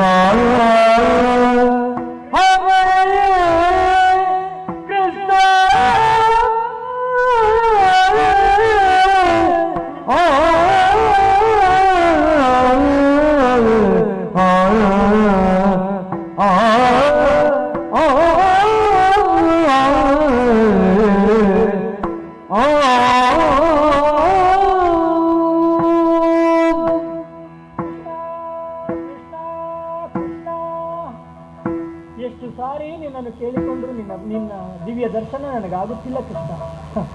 ಯಾಕೆ ಹೀಗೆ? ಅರ್ಥವಾಯಿತು. ತುಂಬಿದಂತಹ ಸಭೆಯಲ್ಲಿ ನನ್ನವರಿದ್ದಾರೆ, ನನ್ನ ಸಂಬಂಧಿಕರಿದ್ದಾರೆ, ತಂದೆ ತಾಯಿಗಳಿದ್ದಾರೆ, ಗುರು ವರ ಪಿತಾಮಹ ಬಂಧು ಬಾಂಧವರಿದ್ದಾರೆ. ನನ್ನ ಕಷ್ಟಗಳಿಗೆ, ನನ್ನ ಕಣ್ಣೀರಿಗೆ ಅವರು ಸ್ಪಂದಿಸುತ್ತಾರೆ. ನನ್ನ ಬಂಧನದಿಂದ ಅವರು ಬಿಡಿಸುತ್ತಾರೆ. ಸಮರ್ಥರಾದಂತಹ ನನ್ನ ಗಂಡಂದಿರಿದ್ದಾರೆ, ಅವರು ನನ್ನನ್ನು ರಕ್ಷಣೆ ಮಾಡಿಕೊಡ್ತಾರೆ ಎಂಬಂತಹ ಅಹಂಕಾರ ಸೂಕ್ತವಾಗಿ ನನ್ನ ಮನಸ್ಸಿನಲ್ಲಿತ್ತು ಕೃಷ್ಣ. ಕೃಷ್ಣ, ತುಂಬಿದಂತಹ ಸಭೆಯಲ್ಲಿ ಈ ದುರಾತ್ಮರ ಕೈಗೆ ಸಿಕ್ಕಿ ನನ್ನ ಸ್ಥಿತಿ ಕಾಗೆಗಳ ಹಿಂಡಿನಲ್ಲಿ ಸಿಕ್ಕಿದಂತಹ ಕೋಗಿಲೆಯ ಮರಿಯೋಪಾದಿಯಲ್ಲಿ ಆಗಿದೆ ಕೃಷ್ಣ. ನನ್ನನ್ನು ರಕ್ಷಣೆ ಮಾಡುವವರು ಯಾರೂ ಇಲ್ಲ. ಆದರೆ ಮಾನ, ಅಭಿಮಾನ, ನನ್ನವರಿದ್ದಾರೆ ಎಂಬುದು ಅಭಿಮಾನ ಮಾತ್ರವಲ್ಲ. ಈ ದುರಾತ್ಮನನ್ನು ಸೀರೆಯ ಸೆರೆಗೆ ಕೈ ಇಕ್ಕಿ ಸೆಳೆಯುವಂತಹ ಹೊತ್ತಿನಲ್ಲಿ ನನ್ನ ಮಾನವನ್ನು ನಾನು ಉಳಿಸಿಕೊಳ್ತೇನೆ ಎಂಬಂತಹ ಸ್ವಾಭಿಮಾನದಿಂದ ಎಡಗೈಯಿಂದ ಈ ಸೀರೆಯ ಸೆರೆಗನ್ನು ಹಿಡಿದಿದ್ದೇನೆ ಕೃಷ್ಣ. ಅಹಂಕಾರ ಮಮಕಾರಗಳು ಯಾವನ ಹೃದಯದಲ್ಲಿ ಬಿಂದು ಮಾತ್ರ ಇದ್ದು ನಿನ್ನ ದಿವ್ಯ ದರ್ಶನ ಭಾಗ್ಯ ಆಗುವುದಿಲ್ಲ ಎಂಬಂತಹ ಸ್ಪಷ್ಟತೆ ಈಗ ಅರ್ಥವಾಯಿತು ಕೃಷ್ಣ.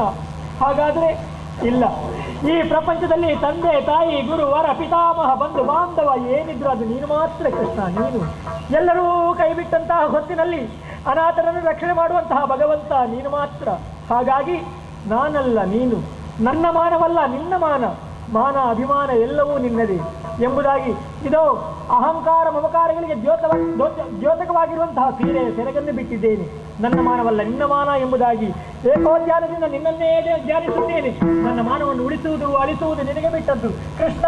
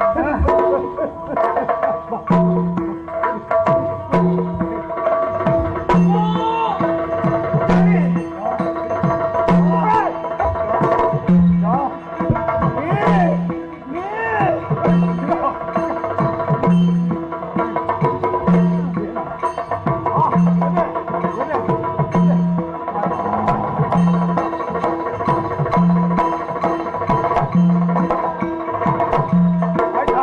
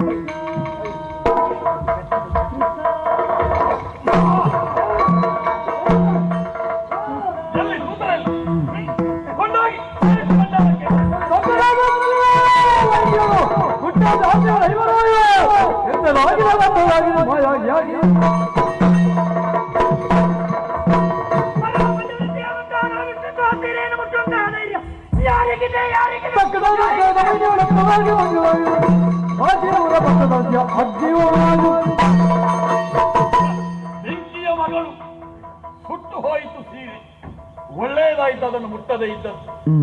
ಪ್ರಾತಿಗಾಮಿಯನ್ನು ಕಳಿಸಿದ ಹಾಗೆ ಹೇಳಿದ್ರು, ನಾನು ಏಕವಸನೆ. ಒಂದು ವೇಳೆ ಅದನ್ನು ಭಂಡಾರಕ್ಕೆ ಸೇರ್ತಿದ್ರು, ಅದೆಲ್ಲ ಹಾಳಾಗಿ ಹೋಗ್ತಿತ್ತು. ಒಳ್ಳೆಯದೇ ಆಯ್ತು.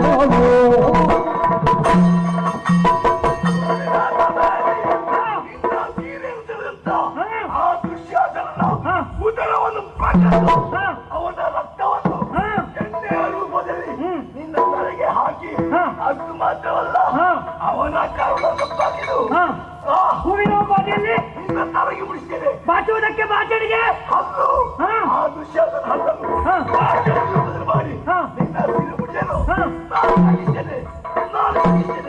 ಸಂತೋಷವಾಯಿತು. ತುಂಬಿನಾಥ ಮೇಲೆ ನನ್ನನ್ನು ಜಾರಿ ಎಂದವು ಈ ದುಷ್ಟ ಕಾರಣ.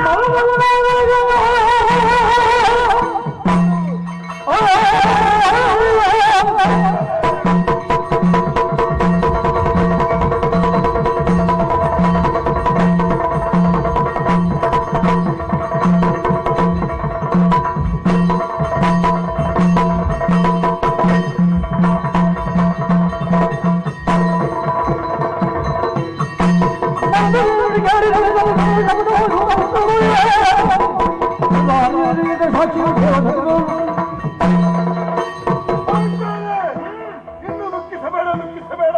ತುಂಬಿದ ಸಭೆಯಲ್ಲಿ ನಿನ್ನನ್ನು ಜಾರೆಂದು ಹೇಳಿದವ ಈ ಕರ್ಣ ಇನ್ನು ನಡೆಯುವ ಮಹಾಭಾರತ ಯುದ್ಧದಲ್ಲಿ ಆ ಕರ್ಣವನ್ನು ಕೊಲ್ಲದೆ ಹೋದ್ರೆ ನಾನು ಭಾರತನಲ್ಲ ಅರ್ಜುನನಲ್ಲ ತೆಗೆದುಕೋ ಭಾಷೆ.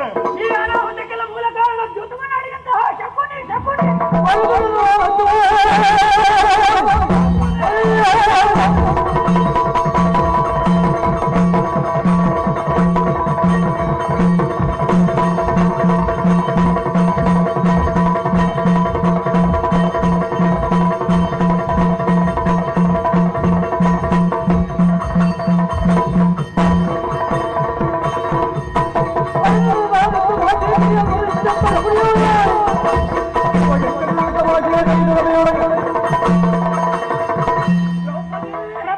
ಇಷ್ಟೆಲ್ಲ ಆಗುವುದಕ್ಕೆ ಮೂಲ ಕಾರಣ ಕಪಟದ ದ್ಯೂತ.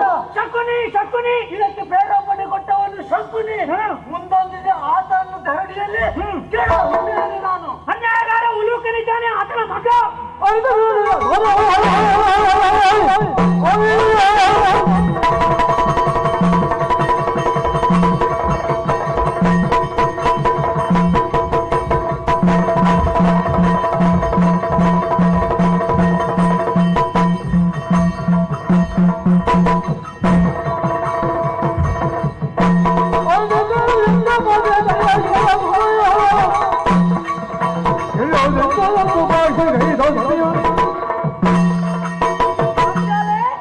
ನಿನ್ನನ್ನು ಈ ಸ್ಥಿತಿಗೆ ಪ್ರಚೋದನೆ ಕೊಟ್ಟವನು ಶಕುನಿ.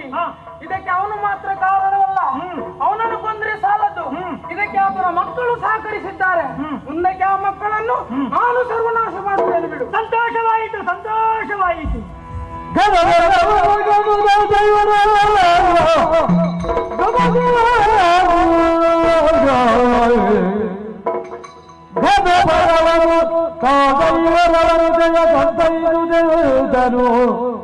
ಅದಿ ಪೊಗಳಿದನು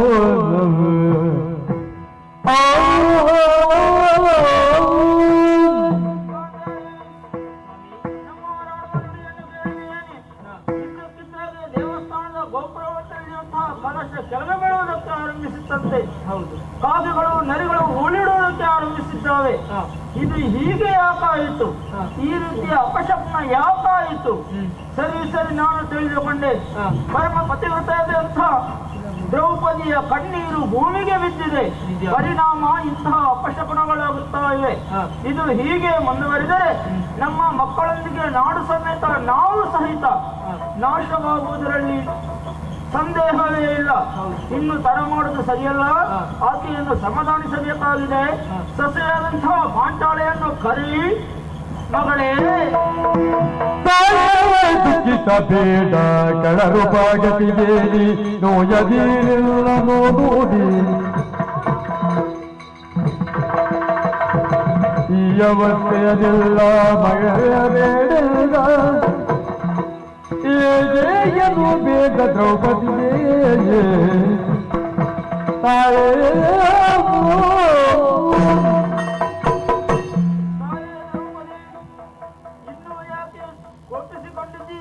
ದುಃಖಿಸಬೇಡಮ್ಮ. ನಿನ್ನ ಕಣ್ಣೀರು ಈ ಕಣ್ಣೀರು ಬಿದ್ದರೆ ಇದು ನಾಶವಾಗುವುದು ಖಂಡಿತ.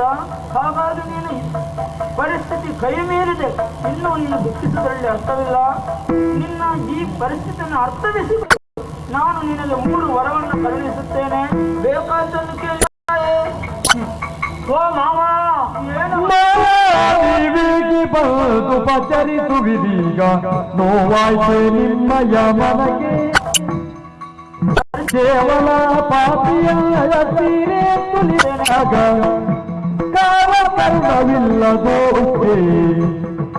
ಮಾವ